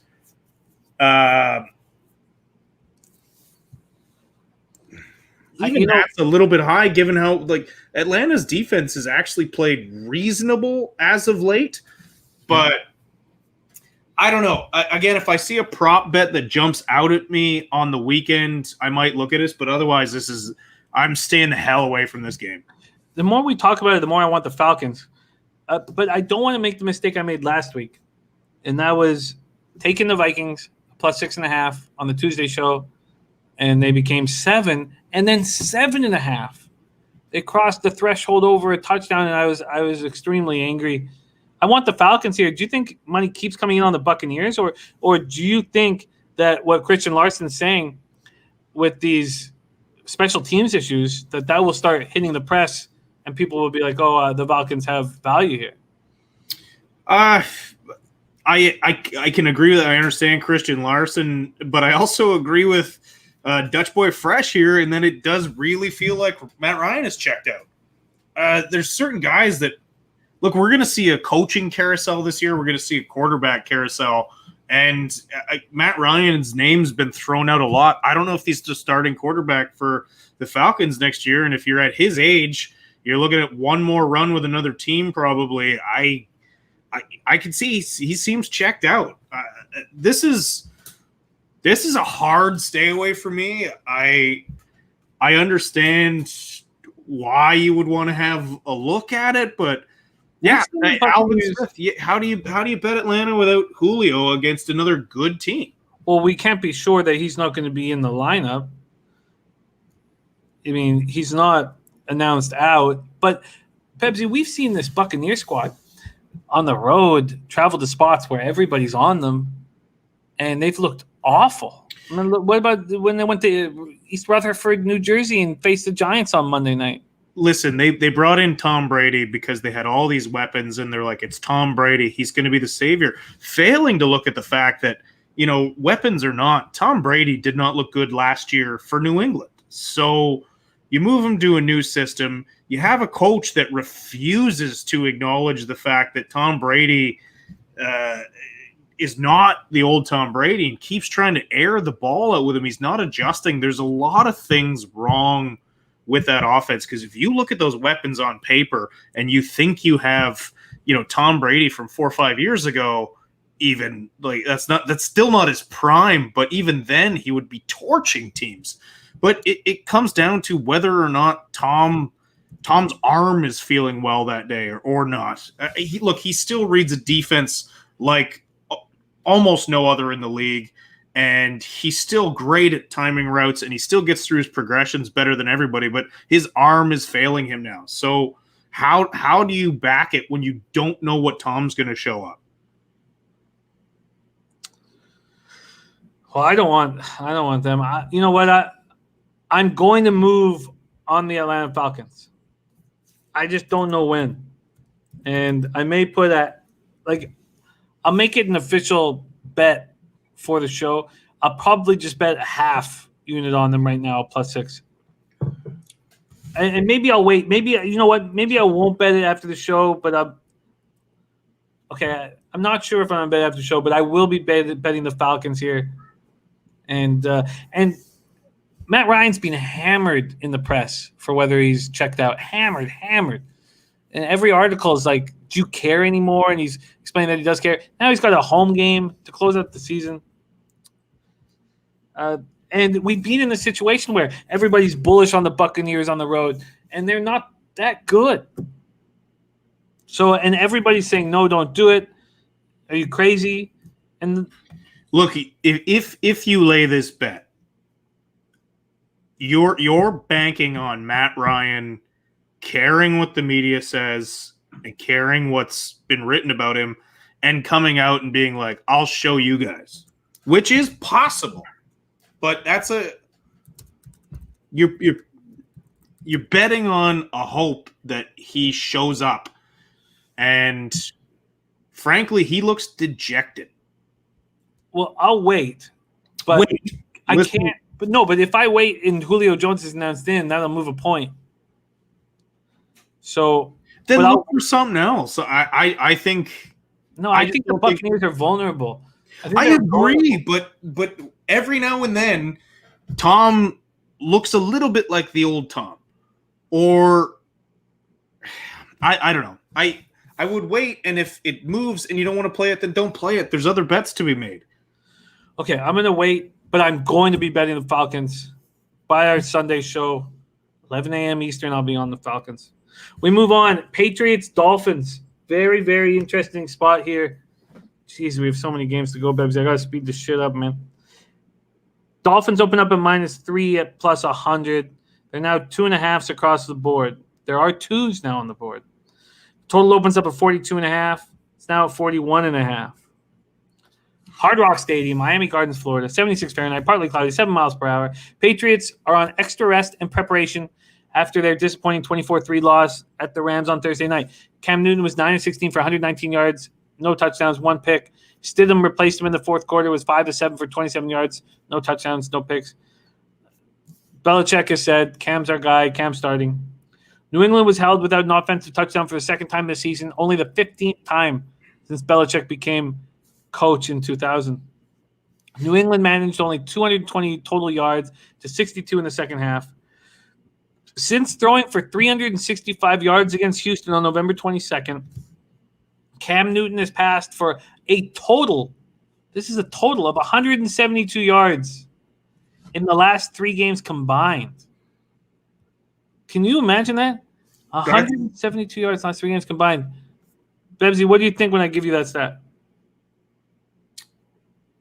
That's insane. That's an insane stat. And it also, like, I mean, how do you run an offense like that? How does a defense not just stack the box and make you try and beat them on the ground? It's 4 weeks ago, he threw for 365 yards against Houston. The Patriots were 0-4 in the red zone on Thursday. Through 13 games, they're 27th in the NFL in the red zone, scoring a touchdown on 52.3% of their opportunities. Damian Harris ran for 11 times for 50 yards. Then he leaves the field in the fourth quarter with a back injury. He's listed as questionable. N'Keal Harry led the receivers with 3 catches for 49 yards. Gunnar Olszewski, I felt like an asshole when I was hearing his name pronounced. Because I've been calling him Olszewski like an ass clown. Gunnar Olszewski entered the game leading the NFL with 26.9-yard punt return average. How am I mispronouncing the guy leading the NFL in punt returning?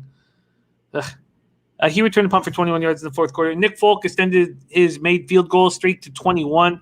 New England's defense allowed 186 rushing yards, marked the 4th time the Patriots have given up 150 yards or more on the ground this year. Running back J.J. Taylor, wide receiver Dante Moncrief are listed as questionable this week. Julian Edmond is off the COVID list, but he's still on the injured reserve list with a knee injury. Patriots, Bebsy. Patriots. Do they have value against these Dolphins? Because it's moved to 2.5 from 3. I think the only reason they have a little bit of value is because of the fact that there are some injuries. But also, yeah, you just highlighted Slats 45 saying his rookie record. And look, I said if there's a quarterback who can overcome that, it's Herbert. And that was an embarrassment of a game. So, man, if Tua's playing, I can't back Miami. I can't at all. I would love for Flores to be smart enough to just put in Fitz magic for that game. But I don't think it's going to happen. I think they're going to start Tua, and therefore I lose all faith in Miami because I don't have a ton of faith in Tua to begin with. So I think this is a very difficult spot with Tua starting. And it would be an awful look. Also, can you ban Matt Rebuck? That's like the 5th time he's posted anyone need a book to bet through. No, we don't. Yeah. Good. Fuck off. Yeah, Matt. We don't want no spam. We have certain rules. One spamming, so don't drop that again, Matt. Miami's coming off 33-27 loss at home to the Chiefs. Miami intercepted Mahomes 3 times. Xavier Howard, what a monster! 5th game in a row with a pick, increasing his season total to NFL high 9. They also recovered a fumble. 4 turnovers led to just 10 points for Miami. It's amazing when you watch the Chiefs play. You have these teams where everything goes right for them, like in that game against the Broncos. Like the Broncos did everything right, and they still lose. It's Tua Tagovailoa, 28-48, 316 yards, 2 touchdowns, 1 interception. First game, or his highest yards output of his young career. Lynn Bowden led the receivers, 7 catches for 82 yards. Wide receiver Jakeem Grant left the game with a hamstring injury. He's week to week. Devontae Parker suffered a slight hamstring strain during the Dolphins' loss. His status for the game is undetermined. Gesicki, Bebsy was very close to moving on props with Mike Gesicki. He caught 5 passes for 65 yards, 2 touchdowns. Then he hurt his shoulder and left the game. And the brass are talking about he's probably going to miss this week's game. So that's a ton of injuries on offense. Their running game struggled again without Myles Gaskin out due to COVID. But, I mean, this is the first week he's been out, but he had just come back from a knee injury. Salvon Ahmed remains out of the lineup list as questionable to return this week. DeAndre Washington led the running backs with 13 carries for 35 yards. They played without linebackers Kyle Van Noy and Elandon Roberts because of injuries. They're both listed as questionable. An offensive tackle, Eric Flowers, also listed as questionable to go this week. this is a tricky game, and this is just very, very tricky. Bebsy, is there a move that you're interested in making here in Patriots-Dolphins? I still, even as low as it is, I still think the under is a look here. Oh, and Cash Action Bet saying the same thing, which makes me feel a little more comfortable about that. I agree with JT. It's a scary game to bet, especially Gesicki. That injury didn't look good. Is he out? Is he? They were intimating that he's not going to be in the lineup this week, and he's really been surging for them. So I think under is the play here, even at 41.5. Even at 41.5, I don't see the Pats moving the ball against this very good Miami defense, and I don't see Tua coming in with these injuries and putting up a lot of points. As low as this still feels like an underplay to me. Do you want to make it? I think I'm going to do it. All right, let's get them locked in here. We're going to odds.com to the odds page. We move over to totals. And let's see what we can offer up, Bebsy. I also got Circa up here. Let's see what we can offer, Bebsy. Man, we're still on 1 p.m. games.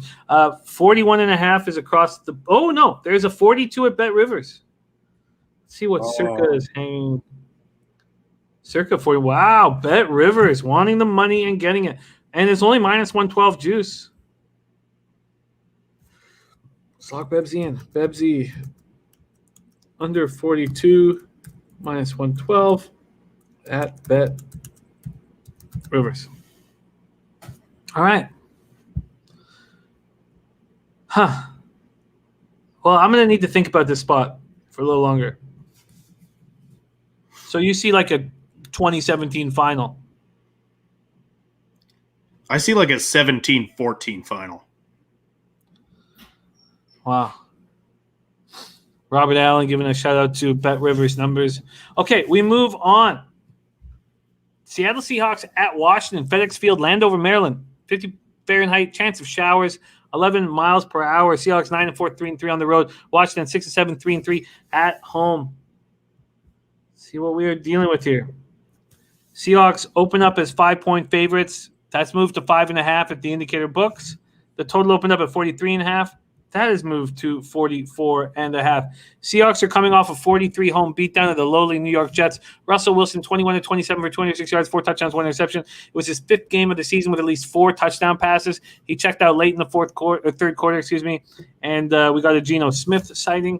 DK Metcalf caught 6 passes for 61 yards, 1 touchdown. Chris Carson ran 12 times for 76 yards and 1 touchdown. Bebsy was on the Chris Carson prop this week. I cashed on it the week prior. Carlos Hyde was 15 carries of 66 yards. They were moving the ball. Jamal Adams had an NFL record for most sacks in a single season by a defensive back with 8.5 against his former team. They lose starting right tackle Brandon Shell, aggravated ankle injury. He had missed the previous 2 games with the injury, so he's listed as questionable. I do not expect him to be in the lineup. Rashad Penny is practicing. He wants to play, and so does Quinton Dunbar. Quinton Dunbar is expecting to play this week. Offensive tackle Cedric Ogbuyi, running back Travis Homer, guard Phil Haynes, offensive tackle Jamarco Jones, cornerback Ryan Neal, and defensive end Carlos Dunlap are all listed as questionable.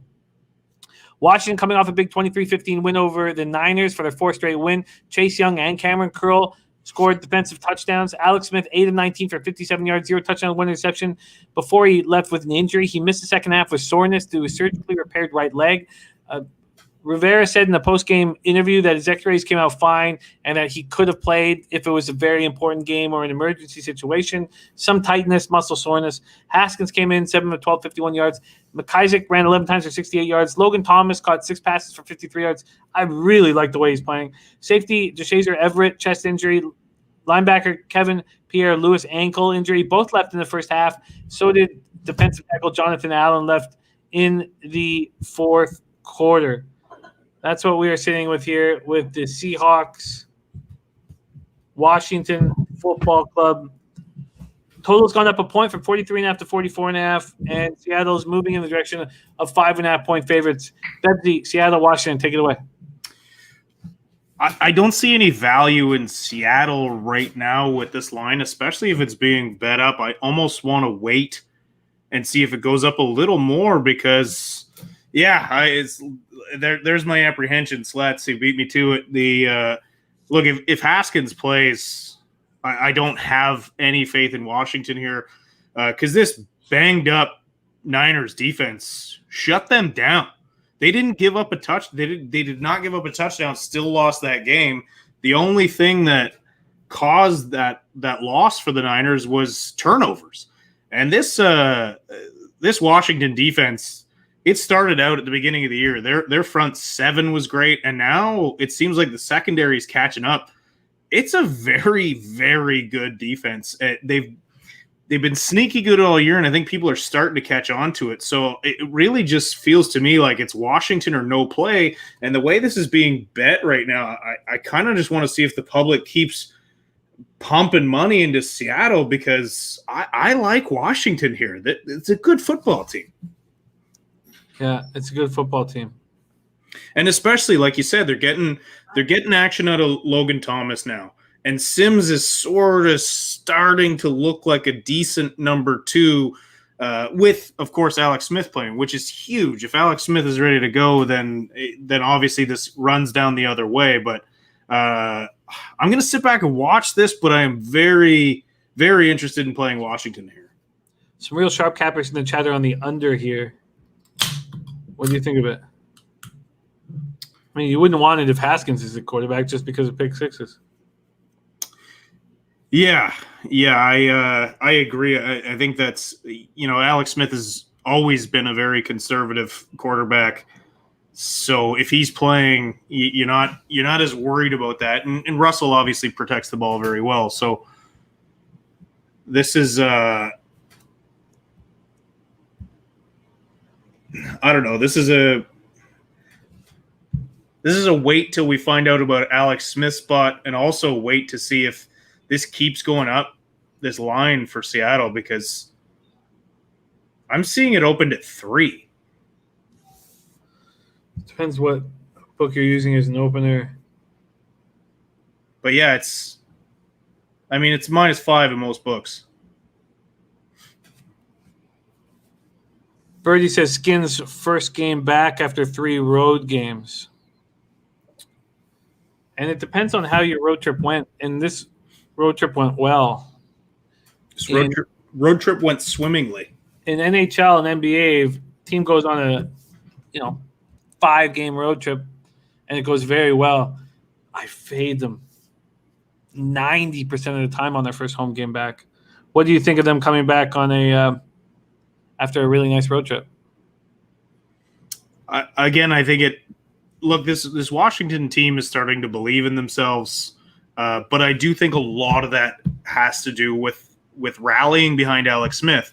Now, they said calf tightness, and that's it. And like you said that, and I don't think it was on his surgically repaired leg, Jimmy. I think it was on the other leg. At least that's what they were saying during the game. I have quote unquote soreness in his surgically repaired right leg. Okay. The announcers are certainly not always right.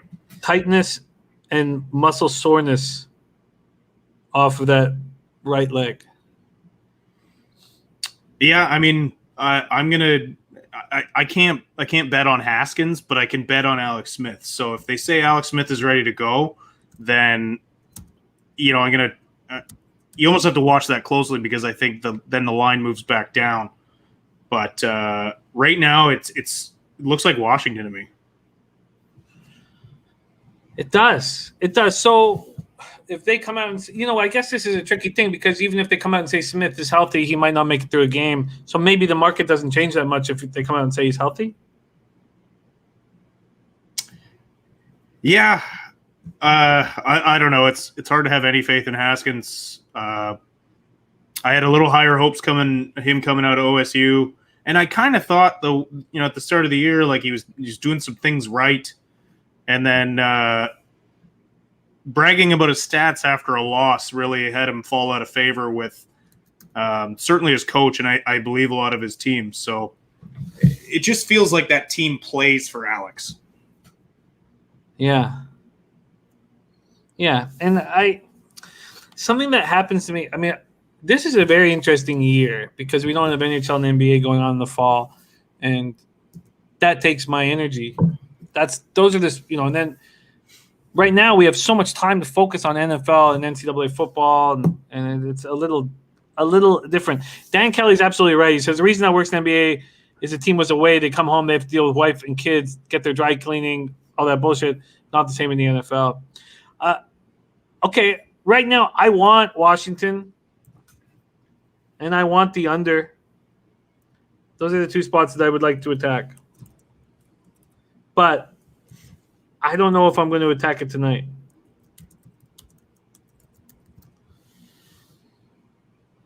Washington and the under. Because Slats is right. You wake up on Sunday and there's Dwayne Haskins under center. That's a real tough spot. Like if I'm watching Dwayne Haskins versus Seattle on Sunday and I have money with Washington, I'm going to be very upset with myself. I'll just bet out of it immediately. Sure. It puts me in a spot where I could get, Polish middled. All right, let's move on to Bears, Vikings, US Bank Stadium, Minneapolis, Minnesota. Just pull out the market here quickly. Jesus, going too long. I keep saying that. Sorry, it's my fault. Minnesota opening up at -4 plus money. That moved to 3.5, and now it's moved to 3. 3.5s are at plus money. Now they're at 3. This total opened up at 46. Now it's at 47.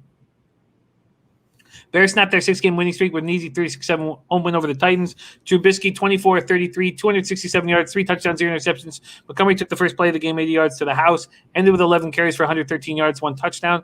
Allen Robinson, 9 catches for 123 yards, 1 touchdown. Chicago sacked Watson 7 times, including a safety by Khalil Mack. It feels like the Bears defense might be back. Mack went 4 games without a sack before he got Watson for a safety in the second quarter. He also recovered a Duke Johnson fumble in the first quarter, deflected pass in the second. Roquan Smith had 2 sacks. Cornerback Jalen Johnson hurt his shoulder. He's listed as questionable this week. Linebacker James Vaughters and cornerback Buster Screen are listed as questionable. The Vikings are coming off a disappointing 26-14 loss at Tampa. Dan Bailey missed an extra point and field goals of 36, 54, and 46. That happened the previous week, too. He missed 2 extra points and a potential winning kick. Bebsy, I asked you this last Sunday, like, as human beings, we're getting faster. We jump higher. We lift more weights. How can we be becoming shittier kickers? I mean, it's gotten so bad. We have a girl kicking in a Power 5 school. Kirk Cousins caught 24-37 for 225 yards, 1 touchdown. Irv Smith caught 4 passes for 63 yards, 1 touchdown. Tight end Kyle Rudolph inactive with a foot injury, ending a streak of 93 consecutive regular season games for Rudolph. We talked about that on Sunday. We weren't. I said on our Sunday show, I was like, Irv Smith has to play. He's questionable, but he has to play because Rudolph's out. And I wish I had trusted that more and taken his prop. Thielen and Jefferson were held in check. Is this the first game we've seen them both held in check? They were held for 39 yards receiving. Dalvin Cook ran 22 times for 102 yards, 1 touchdown against the league's number 1 ranked rush defense. Minnesota, 33 rushes for 162 yards. That's the most allowed by the Buccaneers since Baltimore ran for 242 in 2018. Linebacker Eric Kendricks, calf injury, missed his 2nd straight game, replaced by Todd Davis. He's listed as questionable. Tackle Brian O'Neill, eye left in the 3rd quarter. Cornerback Chris Boyd, shoulder injury, left in the second half. Didn't return. He's listed as questionable. Running back Alexander Madison is listed as questionable to go this week. Bears, Vikings, Bebsy, take it away. Vikings now 3-point favorites. I want to back the Bears here. I really do mostly because of their defense. Their defense looks like they're playing well, but it's still the Bears playing 2 bad teams in a row, so they kind of look like they're getting it together, but are they? I mean, dominating Houston doesn't really impress me. I mean, we talked about Houston's problems earlier, and so I really feel like this line, even as Vikings being the favorite, is still a bit of recency bias with the fact that the Vikings are dealing with a lot of injuries and they didn't play well last week.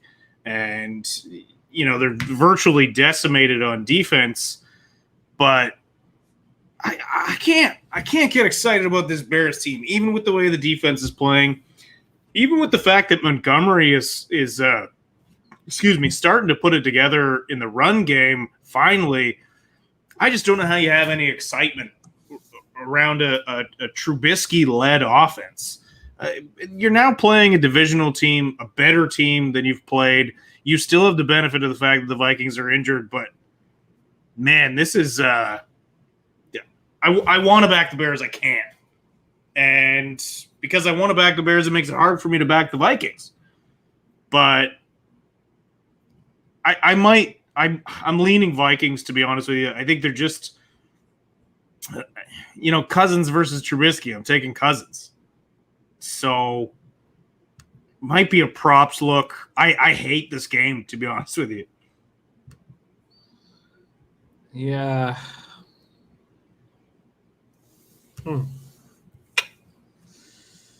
Tough. It is tough. What do you think of Dennis Garcia back in the under here?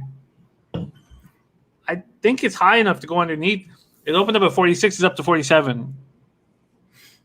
Yeah, I like that look. I do. Late in the season, divisional game supports that, and also just the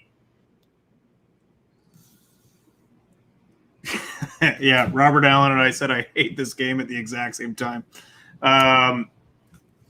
Yeah, I think the under is certainly a better look because we know the Bears defense is good. We know they're looking better recently from playing bad teams, but they are getting healthier. So that, given the fact that their offense is brutal, I like this under. I like it too. I like that it's gone up a point. Do you think it keeps going up, or do you think now's the time?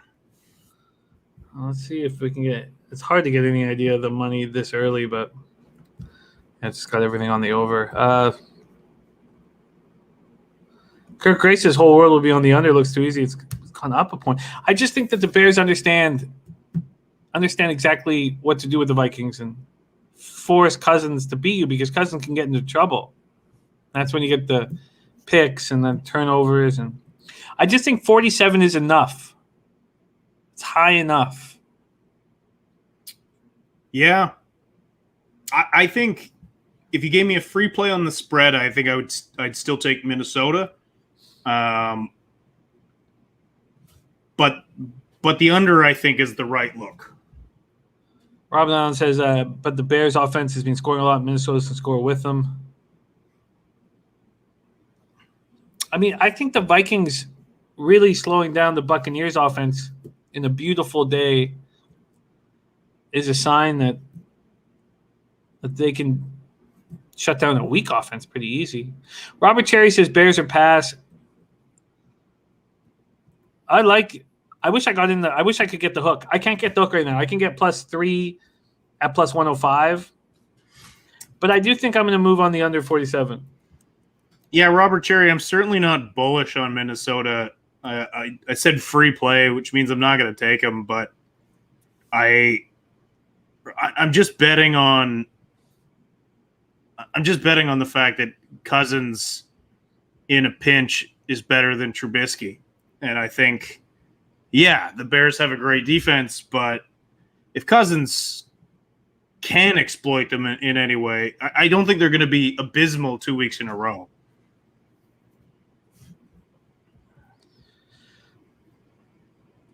I plan on taking the under 47. I expect to take it when the show is over. I'll let you – I mean, if you guys follow me on Twitter, you'll know right away. And then if not, we'll catch each other on Sunday. I also have interest in the Bears. Wish I could get them at 3.5. But I don't need the Bears. And the Vikings, if you're right, if we have a bias because of the Bears stomping on the Texans – Birdie says, I see why under as well, but sharp money pushing that total up. There's no doubt that sharp money is pushing that total up. Okay, we move on. Jacksonville Jaguars, Baltimore Ravens, M&T Bank Stadium, Baltimore, Maryland. Jaguars 1-12 on the year, 0-6 on the road. Ravens 8-5, 3-3 at home. 43 Fahrenheit, mostly cloudy, 5 miles per hour. Ravens open up at minus 13. Now they've gone up to minus 14. That 14 comes along with plus money. Total goes to 46. It's now 47.5. That's absolutely ludicrous to me, Bebsy, that Baltimore would be 14-point favorites. Just ludicrous.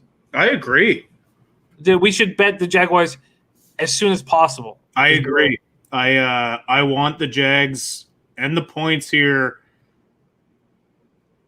I think just coming off that emotional of a victory, that wild of a victory, and look, Minshew's back. Yeah. I got Minshew mania. I don't know about you guys, but yeah, I like Jacksonville and the points here. It's a ton of points to give a very inconsistent Ravens team. It's not even their inconsistency, which of course is important. To me, it's their secondary. It's atrocious, and it's destroyed with injuries. Yeah, I agree. I think you got to bet this before this gets corrected. Oh, this is a immediate move. Ron Burgundy says Minshew called the starter, not officially, but I thought they did say Minshew's going to play this week. I mean, I tried to find it quoted, and I expect him to play, but I couldn't find the words. Jaguars coming off their 12th straight loss, 31-10 setback at home to the Titans. Glennon opened the game 13-23, 85 yards. After his fourth turnover and a safety in his last 6 quarters, he was pulled for Minshew. Minshew goes 18-31 for 178 yards. Oh, David Sharp says, yes, they did say that. And yes, he is. Yes, he's a starter from Cash Act. I was trying to find the quote. But I mean, there's so many games. I was moving quickly. The Titans led 31-3 when Minshew came off the bench late in the third quarter. And Minshew, so look at I still don't understand why Marone. I mean, clearly they were trying to lose because Minshew completed 65.1% of his passes, 2,033 yards, 14 touchdowns, 5 picks in 8 games. His passer rating is 93.4, 20 points higher than Glennon's, 40 points higher than Luton. Keelan Cole led the receivers with 7 catches for 67 yards. James Robinson ran 12 times for 67 yards. First undrafted rookie in NFL history, top 1,000 yards in the first 14 weeks of the season. Safety Josh Jones left the field with a shoulder injury, was later ruled out. He's questionable this week. Defensive tackle Avery Jones will not be activated and will stay on injured reserve for the rest of the season. Center Brandon Linder has been ruled out for this Sunday's game. That sucks if you're backing them. Alvin Smith says Raven blowout. Linebacker Kamale Correa is listed as questionable for this week. Ravens coming off the game of the year, 47-42 win at Cleveland on Monday night. Lamar Jackson was 11-17 for 163 yards, 1 touchdown, 0 picks. Ran the ball 9 times for 124 yards, 2 touchdowns. He emerges from their locker room like Superman after being sidelined by cramps. That takes a little bit away from the Superman thing when it's just cramps. But we do know, cramps can knock you out. It just, when you say it out loud, it doesn't sound as good. When you use the word Superman, cramps in the same sentence. He's taking a dump. He had to take a dump. It happens. I don't know why Lamar's being all coy about it. You're a grown man. Just say you had to take a dump. Nobody dumps when they're playing sports. That's not true. It happens. Before games. Dude, some guys do it in games. I don't know. I don't know. NFL's top 2 rushing teams combined for 9 rushing touchdowns, tying a lead record set in 1922 by Rock Island and Evansville. Do you remember the good old days of the NFL? Racine and Louisville? Mark Andrews caught 5 passes for 78 yards. Okay, this is what I'm talking about. Cornerback Jimmy Smith left in the second half with a shoulder injury. Marcus Peters left with a calf injury. Maybe they come back. Des Bryant still on the COVID list. Tight end Luke Wilson, defensive tackle Broderick Washington, cornerback Tremont Williams, quarterback Trace McSorley are all listed as questionable. Let's just get this now. Yeah, there's no hesitation on me. Beware a Gardner Minshew with nothing to lose, and I just think the Jags can keep this close. He's got nothing to lose, and he's got so much to gain. Yeah, but I mean, the guy. I just. Normally, I see a guy who plays with swagger and a silly mustache, and I think, but I don't know. I'm in on Minshew. I just think he's fun, And look, they have some weapons in Jacksonville. Robinson was a hell of a find for an undrafted free agent running back. Yeah. Chenault, Shark, they've got some players, and I think they like Minshew. I really do. I think there was a little bit of jolt when he came in. In all honesty, I don't like it when a guy like Robinson steps up. I don't like it when a guy like James Robinson steps up just because of the last 7 or 8 years. All the value out of drafting running backs is being taken away. And, it's such a tough position taking those hits, and they're going to get paid less and less and less. Oh, I completely agree. And I obviously I empathize with running backs. I love running backs. They're my favorite position. And yeah, it's the position has been so devalued, but also when you see first round busts at running back, then I don't think I think you just need to reevaluate how you look at a running back, and also running backs, especially in today's NFL, with how well teams are coached, system matters so much. Kyle Shanahan can take a running back off the scrap pile and turn him into a stud, and then you get a guy like Fournette, who I wasn't high on Fournette coming out of LSU because the mileage he had in college is dangerous, and that's my apprehension behind Jonathan Taylor is how long he's going to be able to keep this up. But yeah, these guys get burnt out. So we do have a question, a legitimate one, and it's whether you want 13.5 or 14. The 13.5s come with minus 110 juice or minus 109. The 14s come really juiced, minus 123, minus 125. And then 13s come with almost, minus 107. Who cares? You get 13.5 minus 109.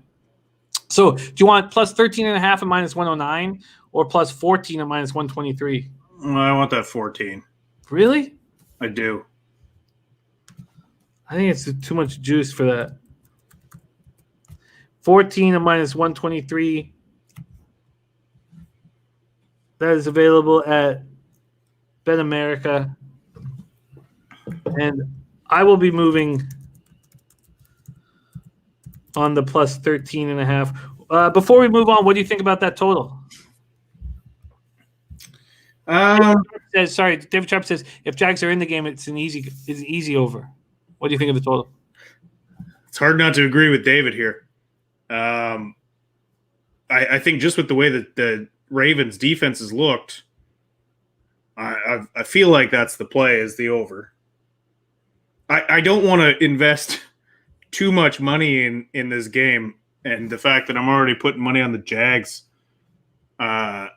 makes me apprehensive about doubling up. But I think the over is a look. I agree with David's reasoning. Ari Miller says thoughts on first half if you get plus 7. I say bet it. I don't want to sit. I'm like Bebsy. I don't want to have too much money on this game, but there's 7.5s. Jesus, that's too many points. It's just too many points. God, am I going to sit here and double up on the Jags? Ooh, settle down, Jimmy. I'm betting them for sure. Yeah, no, I really like this. I like this look a lot. I do think the Jags can keep it close. And I know there's a few people saying that the Jags are tanking, but when people say tanking, the players don't tank. The organizations tank. That's why Adam Gase still has a job. I just read Lamar definitely pooped, and that tickled me. He for sure pooped, but the players don't tank. Players fight. Players. There are guys who they look like they've checked out, but teams, the players don't tank. The organizations tank. Organizations are like, yeah, let's get the fuck out of here and get a better player. But I mean, these players, a lot of them are fighting for their jobs. You got to remember, when you're that bad of a team, it means you're possibly auditioning for another team. So those players do ball out. I'm making moves on this game heavy all of a sudden. Oh, boy. I'm first half full game over. Settle down, Jim. Settle down, Jim. All right, let's move on to Niners, Cowboys. Niners, Cowboys, Bebsy. We get to your football team. Sorry, I'm on first halves right now. Let me move over to full games. Okay, Bebsy. Niners, Cowboys. Niners open up as minus 1.5 point favorites. That quickly goes to -3. This total opens at 45.5. It's dropped a half point to 45. AT&T Stadium, Arlington, Texas. Niners 5-8, 4-2 on the road.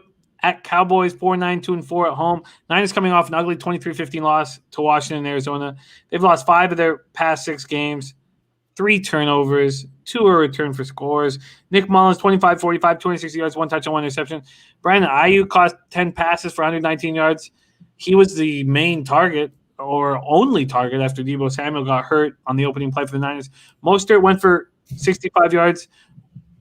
We hit the Wilson and Mostert props. Thank God. Deebo Samuel hamstring left on the first offensive drive. We lost that one.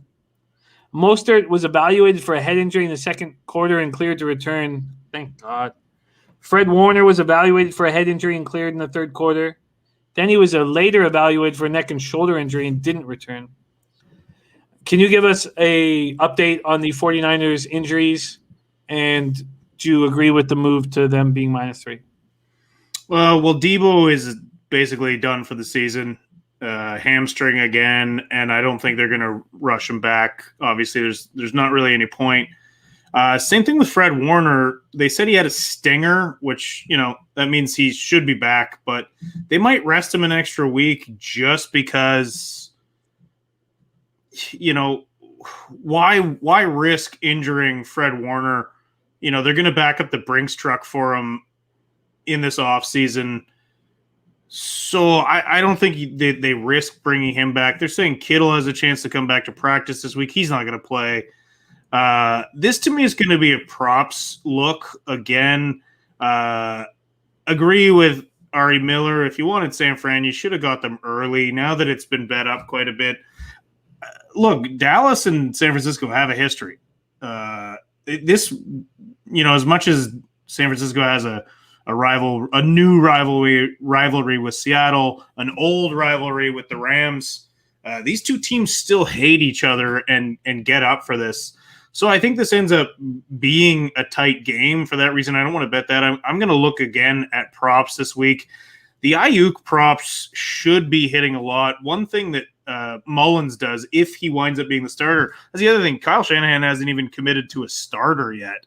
So one thing about Mullins is he really focuses on his top target. When Kittle was in, he throws every single ball to Kittle. When Samuel's in, he looks Samuel's direction. Ayuk, he's just going to be staring at him all game, and he'll get his catches. Ayuk gets tremendous separation. So you want to look at props. Wilson and Ayuk, I think, are both very much in play for the weekend. But I can't bet this spread. It's also very frustrating to bet on your own team. I do think that game would have been completely different if Samuel didn't get hurt on the first play. So Slats is right. Massive coaching mismatch. Look, there's a chance that the Niners come out and absolutely obliterate Dallas. I don't think there's a chance for Dallas to obliterate the Niners. And, there's a good chance I'm going to bet Pollard again because, I see Zeke getting less and less carries as the season goes on and Pollard getting more, and that line just keeps being low. See, Bebsy, I think now that it's 3 points, I'm leaning towards the Cowboys. I mean, I don't take anything from the beatdown of the Bengals, although I was on the Cowboys -3, -115, and I was on the Bengals team total under. Coming out 37, beat down of the Bengals. Andy Dalton, 16-23, 185 yards, 2 touchdowns, 0 interceptions. Zeke ran for 48 yards, 12 carries. Tony Pollard ran 11 times for 39 yards. Amari Cooper led the receivers with 4 catches for 51 yards. Cornerback Savion Smith left with a hand injury in the fourth quarter. Broken hand. They hope to get cornerback Trevon Diggs back this week from injured reserve.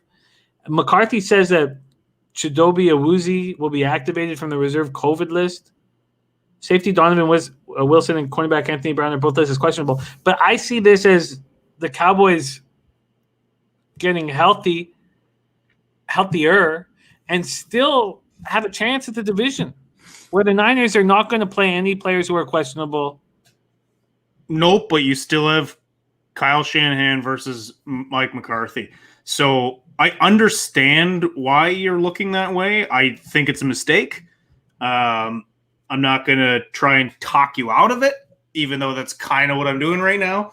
But I think this is San Francisco in a props look, and I'm not going to bet San Francisco, but I think you're making a mistake betting Dallas. I think you're looking at what they did last week against a Bengals team and Andy Dalton playing. No, I'm looking at what the Niners did against Washington. Well, their defense played fantastic. Well, Washington doesn't have an offense. Neither does Dallas. Dallas has playmakers. They also have Andy Dalton at quarterback and not a very good O-line. Look, if you want to bet them, I hear you. I'll wait. I don't need to focus on that. I need to focus on that. All right. I think Mostert is fine. I don't think they would have put him back in that game if he wasn't. So I think he got his bell rung, and they evaluated him for a concussion, and then I think they kind of just said it was something else. But I don't think – I'm pretty sure Mostert is a go. All right, let's move on to afternoon action. We have 5 games left on the card. Okay, not so bad. We are an hour 56 in. Great hustle, Bebsy, and everybody in the chat. We've been hammering some of these games a little longer than we probably should have, but it feels good. Feels good. 4:05 p.m. New York Jets. God, that makes me want to stop talking. Oof. 0-13. 0-6 on the road at the LA Rams. 9-4, 5-1 home. SoFi Stadium, Inglewood, California. Rams opened up at -16.5, -115. They're now at -17. There are still a couple 16.5s, and if you want the 17, you can get it at plus money. Jets are coming off 43 beatdown delivered by the Seahawks in Seattle. They were held to 3 points for the second time in 3 weeks. Oh my God, they're held to 3 points for the second time in 3 weeks. Wow. Bebsy, I do not believe in Sam Darnold. I stopped believing in him. You still believe in him? I don't believe in Sam Darnold in New York. I believe in Sam Darnold, the player. You do see flashes of what he can be, and I do believe in the right offense with the right coach. I think a change of scenery could save his career, but it's the window is very very tight. Let's put it that way. It was the 5th time this season they were held under double figures. The Jets managed 20 yards of offense and never ran a play in Seattle's half of the field in the second half. Darnold was 14-26 for 132 yards. Leading receiver Braxton Berrios, 3 catches for 49 yards. They could only muster 69 yards on the ground from 23 carries. All this, and this is a very crazy stat out of nowhere, they did extend their streak of scoring on their opening drive to 7 straight games. That's the longest active streak in the NFL, the longest in franchise history. Do we start hammering Jets first quarter? Sergio Castillo missed field goals from 37 yards, 41 yards, 43 yards, all in the first half, and was released. He'll be a fireman somewhere soon. Safety Saquon Hampton left with an ankle injury and didn't return. He suffered a ruptured Achilles. Running back LaMichael Pirine is expected to resume practice this week. Linebacker Jordan Jenkins listed as questionable. Rams are on extra rest and preparation after a 24-3 home victory over the Patriots on Thursday night. Goff was just 60-25 for 137 yards, 1 touchdown, 1 interception. Cam Akers had a career highs of 29 carries and 171 yards. And I tell you guys, even though Bebsy broke it, and which is, all things are valuable, but backing a prop after a player has a career high in any sport is just a low ROI. It was a light game for receiver stats. Goff only threw for 137 yards. Kupp and Woods each caught 5 passes for just 33, 32 yards respectively. Aaron Donald had 1.5 sacks to move into the overall NFL lead with 12.5. Rams got 6 sacks as a team. Pat's third-ranked rushing offense managed just 3.7 yards per carry. Kenny Young returned an interception for 79 yards for a touchdown, had a sack, led the Rams with 8 tackles. He was awesome. Rams will have 4 consecutive seasons with winning records under McVay. That's something the franchise hasn't done since 1983 to 86 with Eric Dickerson and Coach John Robinson. Los Angeles improved to 33-0 with a halftime lead under McVay. And they have no new injuries to announce. They're just a healthy squad. And it's possible that Taylor Rapp comes back from injured reserve. Safety Taylor Rapp. Bebsy, is there any move to make here in Jets, Rams? Total of 44, Rams 17-point favorites. I can't bet 17 points, but do I believe that the Rams can win by 17? Yeah. And again, you're they didn't have Mims last week, and Crowder was hurt, so it's not as simple as Sam Darnold sucks. And it's again, he's got Adam Gase as a coach. I'm not going to be the guy who makes excuses for Sam Darnold all the time. I do think he can be salvaged. 17 points is a lot. But I can't put anything on the Jets, of course, especially with the fact they played in Seattle, back to New York, now to LA. And like you said, the Rams are very healthy. And like I said earlier, I think the Rams are the most complete team in the NFL right now, or sorry, in the NFC West right now, or NFC right now, sorry.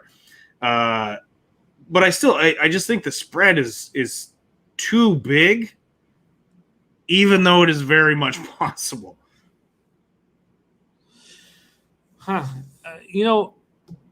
We have 2 receivers, very dangerous ones, coming off days.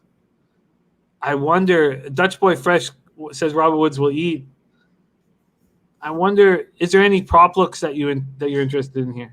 Well, a lot of people are looking at the Akers prop because they finally started using Cam Akers, and I don't really know why they haven't been all year. I don't think, like you said, Jimmy, betting a guy off a career day is not always a good look. The only reason I took the Gallman prop is because it was still very low. Like a lot of the times a guy has a career day, and then it reflects it in the prop the next week, which it didn't with Gallman. So I'll look at the Akers prop, and if it's still very low, I'll take it because I do think he starts getting more carries. Ayuk or Jefferson, what? Who's better? Do you take the under if you had a free play on the total here, Bebsy? It's sitting at – we have a lot of sharp guys on the over here. It opened up at 44.5. It's down to 44, 43.5. What would you do on the total if I give you $500 to bet on it? Over. If you give me a free bet, I take the over for sure. And expand on that. Well, I just think the Rams again, they're cooking, and Goff really likes to light it up against shitty defenses, which is exactly what the Jets have. So Goff struggles against big time elite defenses. He struggles massively, more than other quarterbacks do. If it's a middle of the road defense, they tend to still play conservative, but then they'll open up the offense against a terrible defense. And I believe that is McVay's way of giving Goff a little more confidence, which is what he needs. So yeah, I really think the Rams can pile on points, and then you wonder about garbage time points for the Jets. So that would be an overlook for me. I'm assuming Brandon Crows is thinking about fantasy here. Yeah. And in that case, you look at the matchup. So Jefferson going up against the Bears defense versus Ayuk against the Cowboys defense. I take Ayuk, especially with the fact that so many weapons are out for the Niners. So he'll be the first look. I mean, even if Jefferson outscores Ayuk, at least you played the smart look in it. I play the matchups in fantasy, so I would play Ayuk over Jefferson personally. All right, let's move on to Eagles Cardinals. Eagles Cardinals next up. Cardinals open up at -5.5. They go to 6 and then 6.5. Total goes from 48.5 up to 49.5. Eagles 4-8-1, 1-5 on the road at the Cardinals, 7-6, 3-3 at home. State Farm Stadium, Glendale, Arizona. Eagles coming off 24-21, a home win over the Saints. They snapped a 4-game losing streak and stayed within reach of Washington in the horrific NFC East. They ran for a season-high 246 yards, and Jalen Hurts was behind center, and he looked very good there. 17 for 30 for 167 yards, 1 touchdown, but he ran 18 times for 106 yards. That prop was just screaming at us, but we've not seen him in action before. Jalen Reagor caught 2 passes for 46 yards. The 46 yards topped the receiving core. Miles Sanders ran 14 times for 115 yards and 2 touchdowns. And they're dealing with a bunch of injuries. Darius Slay with a head injury at this point, a concussion. So he's in concussion protocol. Then we have Rodney McLeod. He tore his ACL, done for the season. Cornerback Avonte Maddox, he is going to be missing multiple weeks, so he's done for the season. So those are 3 big pieces. Malik Jackson is in concussion protocol too. Then you have offensive tackle Jack Driscoll out. Safety Rudy Ford, questionable. Linebacker TJ Edwards. Cornerback Braylon Arnold, questionable. Those are some big losses for the Eagles. Bebsy, what do you think about the debut of Jalen Hurts, and what do you think about the Eagles here as 6.5-point dogs on the road? I mean, it's hard not to say Jalen Hurts' debut wasn't impressive. He made a lot of guys that were not playing well look good, and so you wonder if Wentz is just that bad, or if they were just excited about Hurts and wanted to play harder for him. I don't know. It was weird seeing him play that good. I thought he would be an improvement. For a few reasons. Just energizing the team, I think, is enough sometimes for everyone to play a little better. There's some critical injuries to that defense, though, as you mentioned. So it's hard to back Philly. You know, look, they came out, they beat a very good Saints team, but you wonder also if the Saints took them lightly. Hill played terrible. Doesn't seem like Prince cares much about this game. I can't understand why. But, yeah, I mean, I think the over is a look. I very much think with Slay out, you have to look at Hopkins' pass props. Murray looked a little better last week than he has. I don't know if he's getting further away from the injury. He still looks timid, for sure. And then you wonder then again about this, if the Eagles front can still put enough pressure on him. It's a tough call again, but I think the hype over Hurts, he might come crashing back down to earth in week 2 as a start. Yeah, and I'd love to see what his props are for rushing, because after a 108-yard debut, might be a nice bet to try to go under whatever they wait till it's bet all the way up and then go under. Cardinals coming off 26-7 win in New York. Linebacker Hassan Reddick, franchise record 5 sacks, 3 forced fumbles. You kidding me? Kyler Murray, 24-35 for 244 yards, 1 touchdown, 0 interceptions. Like Bebsy said, he ran 13 times. I mean, only 47 yards, but Kenyon Drake ran 23 times for 80 yards. DeAndre Hopkins caught 9 passes for 136 yards. No one else caught for more than 27 yards. Defensive lineman Gordon Phillips knocked out of the game with a hamstring injury. Jordan Phillips. And he's out. So defensive end Jordan Phillips is out. Left guard Justin Pugh and right tackle Calvin Beecham were injured. And the update is that it was a calf injury for Pugh, the guard. So safety Jalen Thompson, questionable. And Jonathan Joseph, injured reserve. Cornerback Jonathan Joseph, injured reserve. Anything you want to make official here, Bebsy? Nah, I don't think so. This is I really struggle with betting on quarterbacks that we don't know much about yet. Is week one a fluke for Hurts? Maybe. I don't know. I like to see how they react, especially after having such a successful week one. I want to see how he reacts to that week two. So I have to stay off that. Again, it's gonna be me looking for sneaky props on Sunday with this game. Understandably so. Understandably so. All right, let's roll on, shall we? Let's roll on. We move on to, and there's no move for me at this point with the Eagles Cardinals. We move on to 4:25 p.m. Kansas City Chiefs at New Orleans Saints, Mercedes-Benz Superdome, New Orleans, Louisiana. Let's see what I can get for a market here. I just moved off quickly. Sorry, let me get back on it. Had to do a quick check of NCAA basketball. All right, here we go. All right, here we go. New Orleans opening up as 4-point home dogs to the Chiefs. That has moved to 3.5. That's moved to 3. It's moved all the way to 3. Sorry, I said 4. That's moved all the way to 3. The 3's juiced.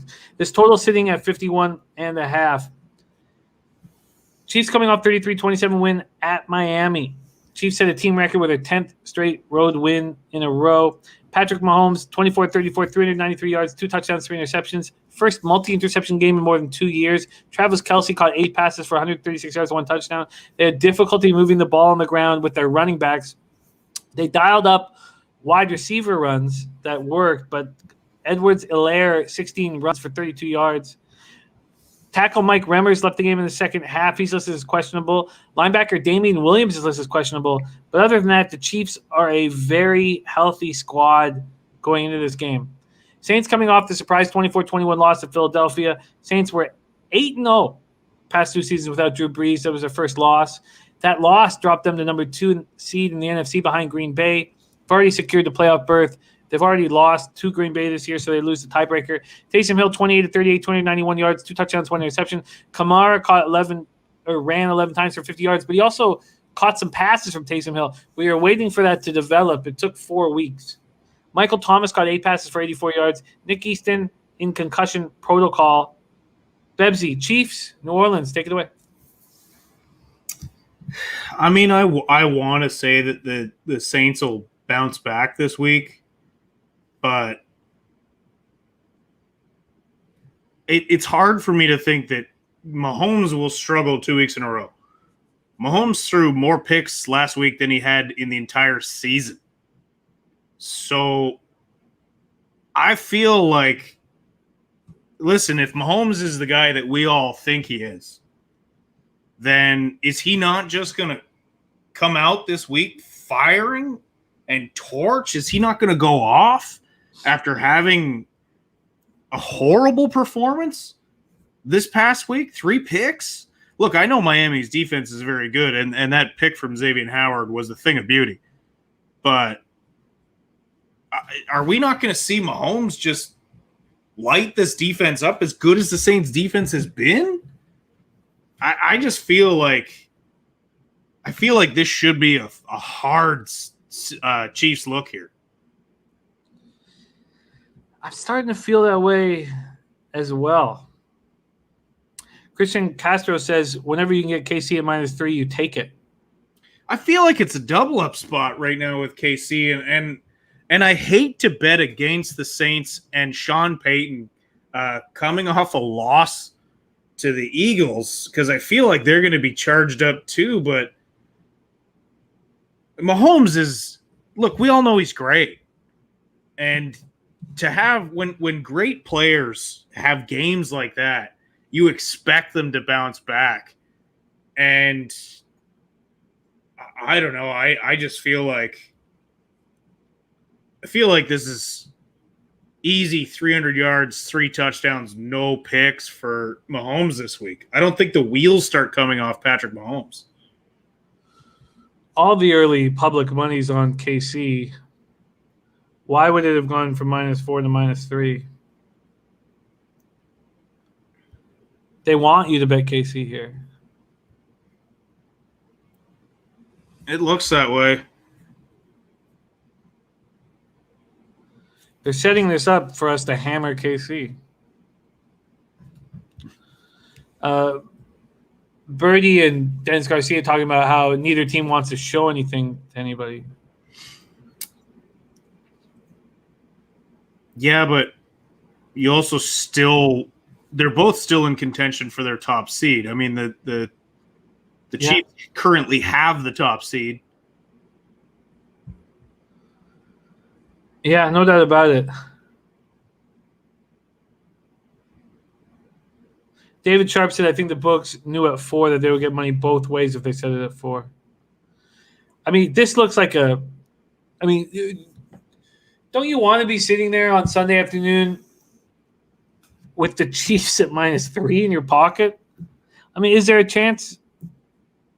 I haven't looked at. Is there a chance that Breeze can come off the IR? I don't think so. He had multiple broken ribs. Yeah. Mr. Funmong said he just talked himself into, and Kai Jackson said he's not coming back. Nate Dogg says he'll for sure. Just it's funny. It's NFL is in hockey. If this was NHL, I'd be like, come on. This is a gift for us. Let's take it. But with NFL, this is where the books make all their money. So I'm hesitant to snap up a gift when we know this is what has built those beautiful buildings. I think I'm going to move on KC first half right now. Okay. And then I'm going to watch this line. And it might be a double up come Sunday.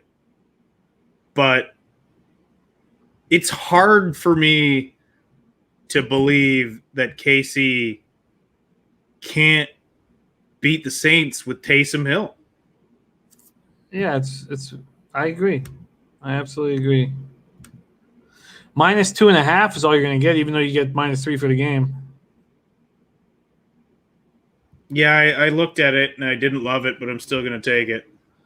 All right, let's lock it in. Bebsy -2.5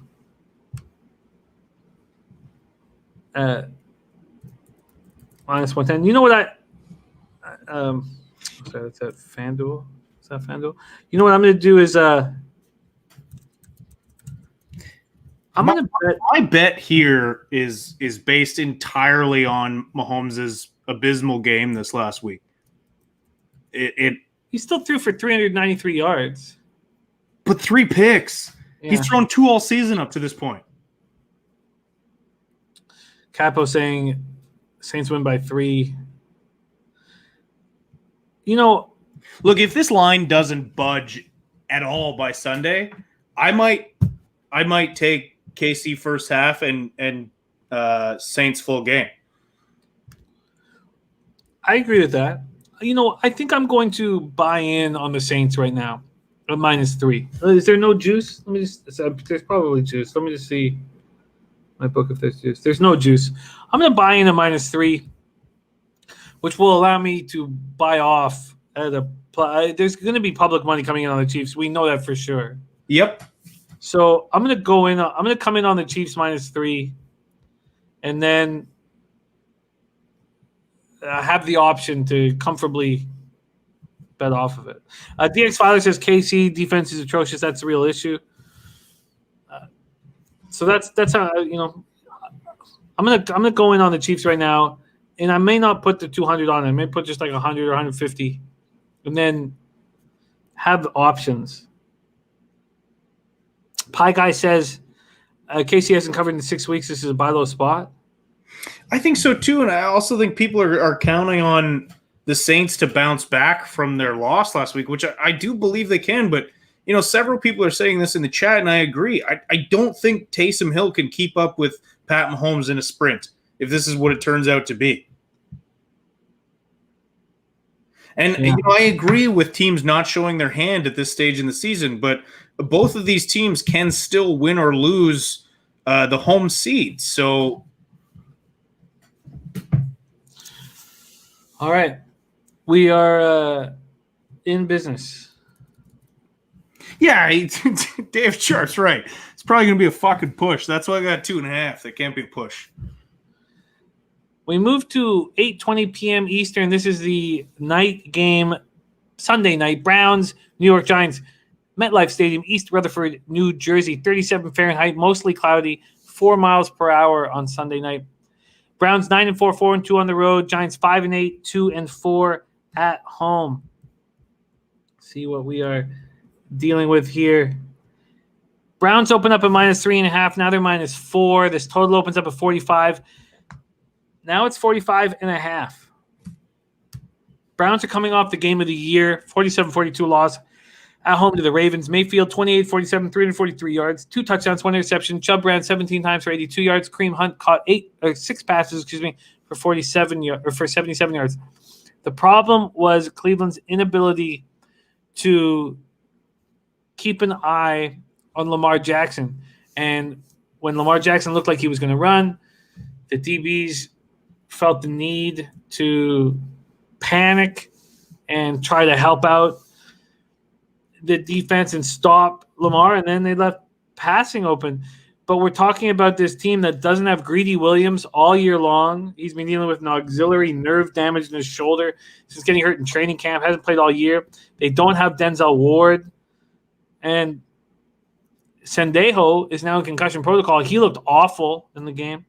Now, Stefanski says that Kadero Hodge is progressing through his hamstring injury, optimistic that the receiver will be available. Austin Hooper is going to be back. Giants coming off ugly 26-7 home loss to the Cardinals. DJ looked awful. 11 for 21, 127 yards, no touchdowns, no interceptions. The offense did not get into Cardinals territory in the first half. Jones was sacked 6 times before leaving late in the fourth quarter. Limited to 78 yards.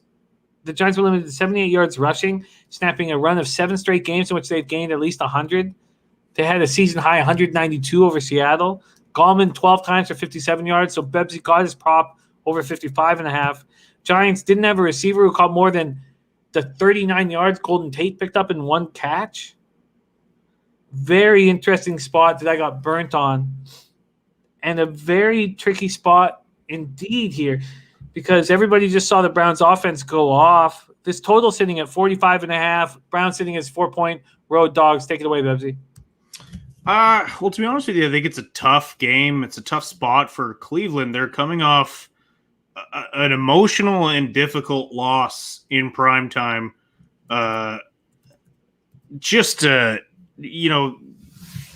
When they really thought they were going to finally take down the beast that is the Ravens.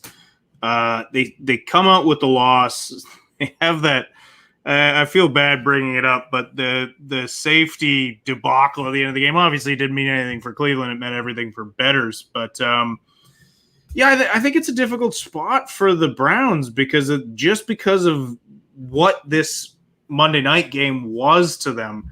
However, they are for sure the better team top to bottom, but the injuries to their secondary are a problem. I just don't know if Daniel Jones can exploit it. He looked awful. He looked tight. He looked like he was still hurt, wasn't ready to go. I think the right move would have been to roll with McCoy again. And so the health of Daniel Jones is a major question mark. So if you gave me a free play, I feel like I'd have to take the Browns just because I think they're the better team. But I do believe New York, their defense is capable of slowing down this rush attack. And then it's in the hands of Baker, who played well, but we know that this Cleveland offense still runs through the run. Everything is predicated off the run. So might be a props look again. I know I said that a bunch, but Might be a props look again. I don't have a strong lean either way in this. If you gave me a free play, I'd probably take Cleveland. I think this is perfectly set up for the New York Giants and New York Giants backers. The Giants play awful after we know what their defense is capable of. DJ plays awful in his first game back. So now we get 4 points on a team that was on a real legitimate run before that debacle against the Cardinals. We have the Browns team that just expended every ounce of energy they have, and now we're on a short week. This is a slam dunk for me at +4. And if the Browns can come back and win this game, if they can do that, and I'm not saying they're not a special team, but this is a perfect situation of abusing the recency bias. And look, when I have to prepare for this show, the key really is to have all the games prepared in a way where I can present them to all my friends and all the guys we cap with each show. And that becomes the key, not sitting there and staring at what angles are the best on the card. Had I been doing that, I would know that the Giants were a spot here that I need to take advantage of. And also saying that, I wonder if I should even wait. I wonder if more money is going to keep pouring in on the Browns. So I'm for sure betting the Giants. Do I take them now at +4? Maybe I should put at least half of a unit on it, thinking maybe I get even more. Birdie says, I agree. I think I was thinking Browns, but I don't think the Browns can get the separation for us enough to stay under. My only question is, will we get 4.5, 5, or 5.5 by game time? This is a must-bet Giant spot because the whole – I'm not talking about the pros or the guys who really take capping seriously, but the majority of the betting public is going to be betting the Browns here. So I'm moving on the Giants for sure. And I'm not even nervous about making it official for the show purposes. I will just bet a half unit on it tonight. So, Babsy, I'm rolling it on the Browns. Or excuse me, the Giants. Hey, man, I like your look, and it's not like I had a heavy lean on the Browns. It was a free play baby lean. I get it. I get why you want it. I get the look. I don't have enough. I don't have enough faith in it. Oladi Mac says Browns will win. Yeah, I agree. I agree with you. I think the Browns will win this football game. I think they'll squeeze it out late. I think they'll barely win it. Mayfield will do something to barely win it. Before we move on to the Monday Nighter, Bebsy, what do you think of this total sitting at 45 or 45.5? I think we go over the total. Yeah, I can understand that look as well. Again, it's not nothing excites me enough to jump on this, but I can see why you would look over, especially with Cleveland's injuries in the secondary, and the fact that Cleveland looked like this under team, and now they seem to be opening it up a little bit. Daniel Jones's health is a big question mark for me though, because. Look, he looked like he couldn't move last week. So you got to have apprehension about that. Otherwise, I think I would probably jump on this over. But with Daniel Jones looking the way he did this week, and if he's playing again, then it's under. See, I think that we have a kid who overthinks things. And he didn't start playing well this year until Bruce Arians called him out for trying too hard, making rookie mistakes against the Bucs. Then he started simplifying things. Then he has this groin injury. He watches his team win without him, and I just see him overthinking things, a little panicky. I think the over is in play as well. I'm going to move on both. Getting 45. Well, it's between 44.5 and 45.5. Bet 365 saying at 45.5. I'm going to move on the over as well. Okay, and it's nice. I mean, we will know better later in the week, but right now, 37 Fahrenheit, mostly cloudy, and just 4 miles per hour wind. And we know the Browns are going to. Well, it's likely the Browns are going to put up a situation where you have to go score for score with them, especially with these injuries in the secondary. So there you have it. There's the Sunday nighter. Bebsy has not made a move. I think Giants receiver props are going to be an interesting thing for us to attack. Now, we have to know that DJ feels good. Giant receiver props. But I'm going to move on the Giants, and I'm going to move on the over. Let's move on to the Monday nighter, Bebsy. Last game on the card, 8:15 p.m. Eastern. Steelers, Bengals. We head to Paul Brown Stadium in Cincinnati, Ohio. Steelers open up at minus 13. That moves down to 12.5 at some books. Actually, a couple books have even moved it to 12, but there's still a whole bunch of 13s out there. 43 Fahrenheit, clear, 9 miles per hour. Nice weather. Steelers coming off back-to-back losses. Their most recent setback was a 26-15 loss to Buffalo on Sunday night. Pittsburgh's been held to under 20 points in 3 straight games. Roethlisberger, 21-37 for 187 yards, 2 touchdowns, 2 interceptions.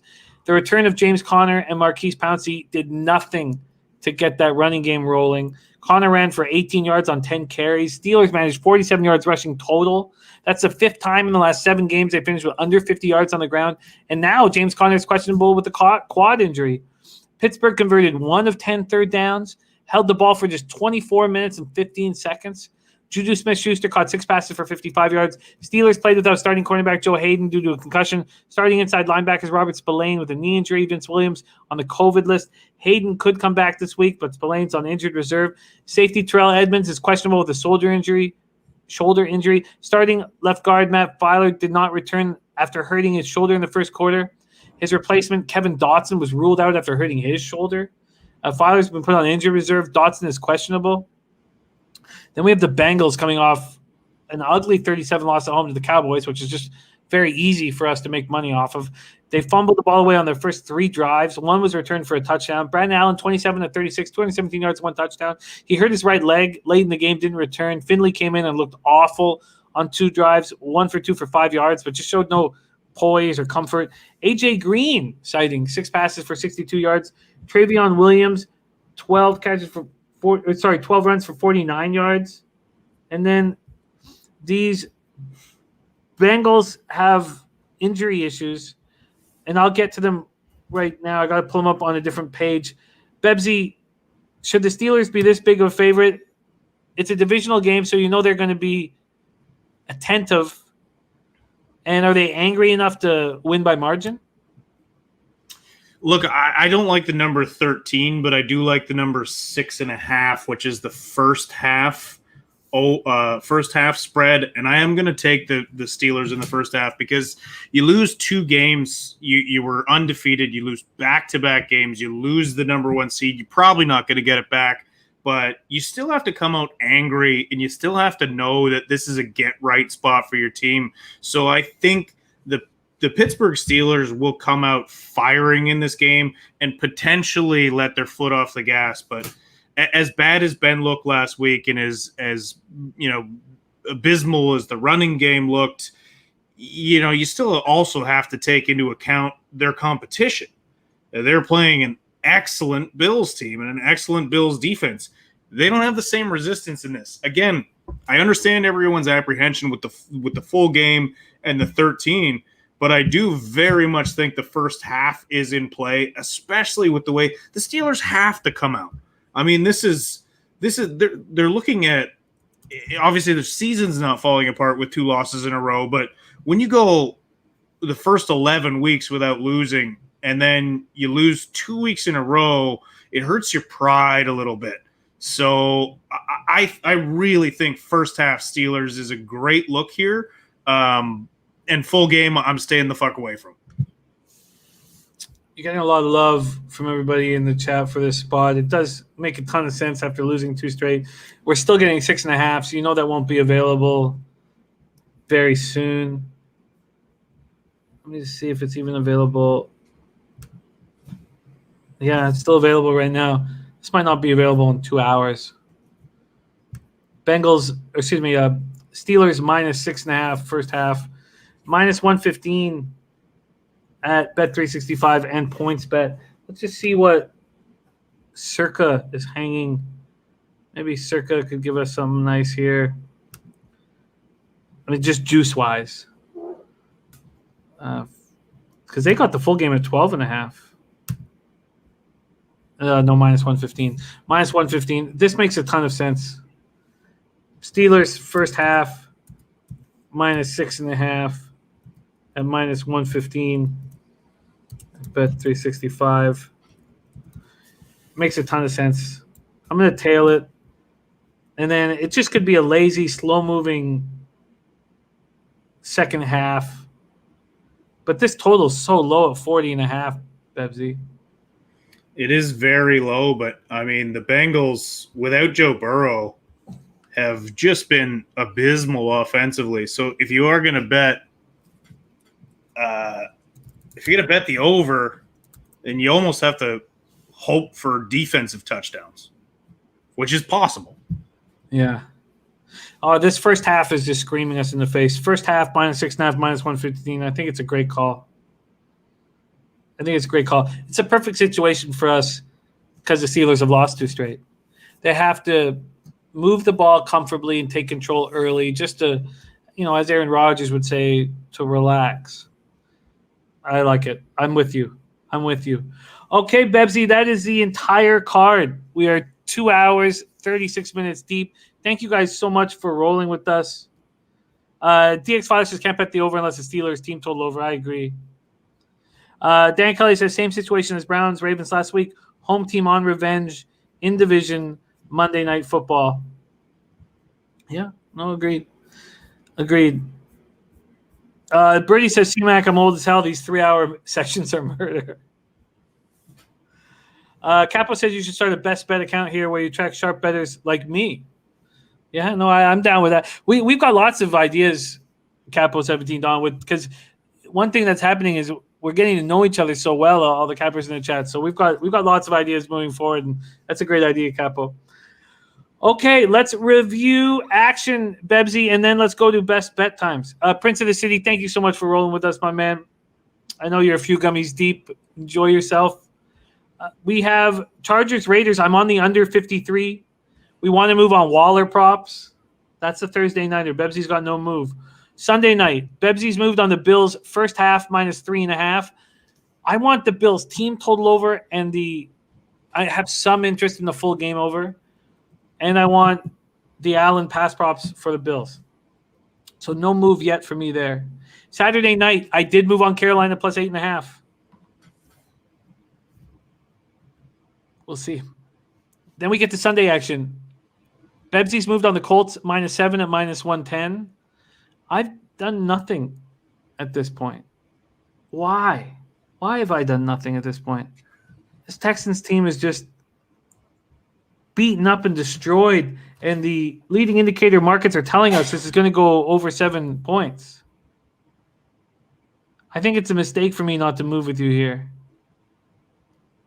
Oh, but I would like to know badly about what's going on with the middle of this Colts defense. So if I know that Darius Leonard's in, I'll move on it. So let me just put that note there. If Leonard's in. Okay, and then we move on to Lions. I've moved on the under 51.5. If Stafford is healthy, I'll buy out of it. I don't think he's going to be. Well, he may be playing, but he's certainly not going to be healthy. I'm going to move on the Falcons home against the Buccaneers. I just think that I should possibly wait. Bebsy moved on the under 42 in Patriots Dolphins. I was available only at Bet Rivers. I've not moved on it. Then I want Washington and the under. I'm just not sure if I'm going to move on it tonight at home against the Seahawks. Then Bears-Vikings, I'm moving on the under 47 at minus 110, and it does worry me a little bit. And then we get this crazy Jaguars-Ravens game, and this may sound like the dumbest move of the night, but I'm going to double up on the Jags, plus 7.5, plus 13.5. I'm also going to take the over 47.5. Then Niners-Dallas. I have some interest in the Cowboys plus 3 and we talked about the Brandon Ayuk props. Then we have Jets-Rams, no move for us. Eagles-Cardinals, no move at this point, but we're interested in the Hopkins props. Bebsy's moved on the Chiefs first half, minus 2.5. And I am going to get in on the Chiefs minus 3 right now, and it might be something that I buy out of. Then Giants plus 4 is a move I'm making, and I'm also moving on the over. They're at home against the Browns. And then we both moved on the Steelers first half minus 6.5. Does that all sound right, Bebsy? Yeah, all sounds correct to me. Pie Guy says you don't like the over in Carolina. Let me move over to that right now. I think we talked about an over lean in that. Whew. Double up on Jags definitely does take some balls, and that's what Jimmy's got. Big, gigantic balls. Thank you for that. That means the world to me. And John Jones, no, I'm well, I used to be a stand-up comedian. Yeah. You'll be back. COVID's good. You'll be back by the summertime. Let's hope. Yeah. Let's hope. Bebsy's a debut stand-up album. It's out right now, right, Bebsy? That's correct. It's on iTunes, Spotify.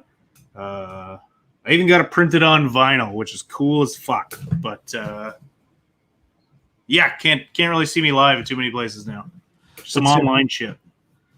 Rob Bebeneck, yeah, check him out. I mean, you got your border bit has what? How many million views? It had like 15 million on Facebook, and it's like 1.5 million on YouTube. There we go. All right, Bebsy, great work. You're coming off a great week, 11-5 plus 5.20 units. David Sharp says, "How do we buy it? Got to support you." Yeah, like you could buy it on iTunes.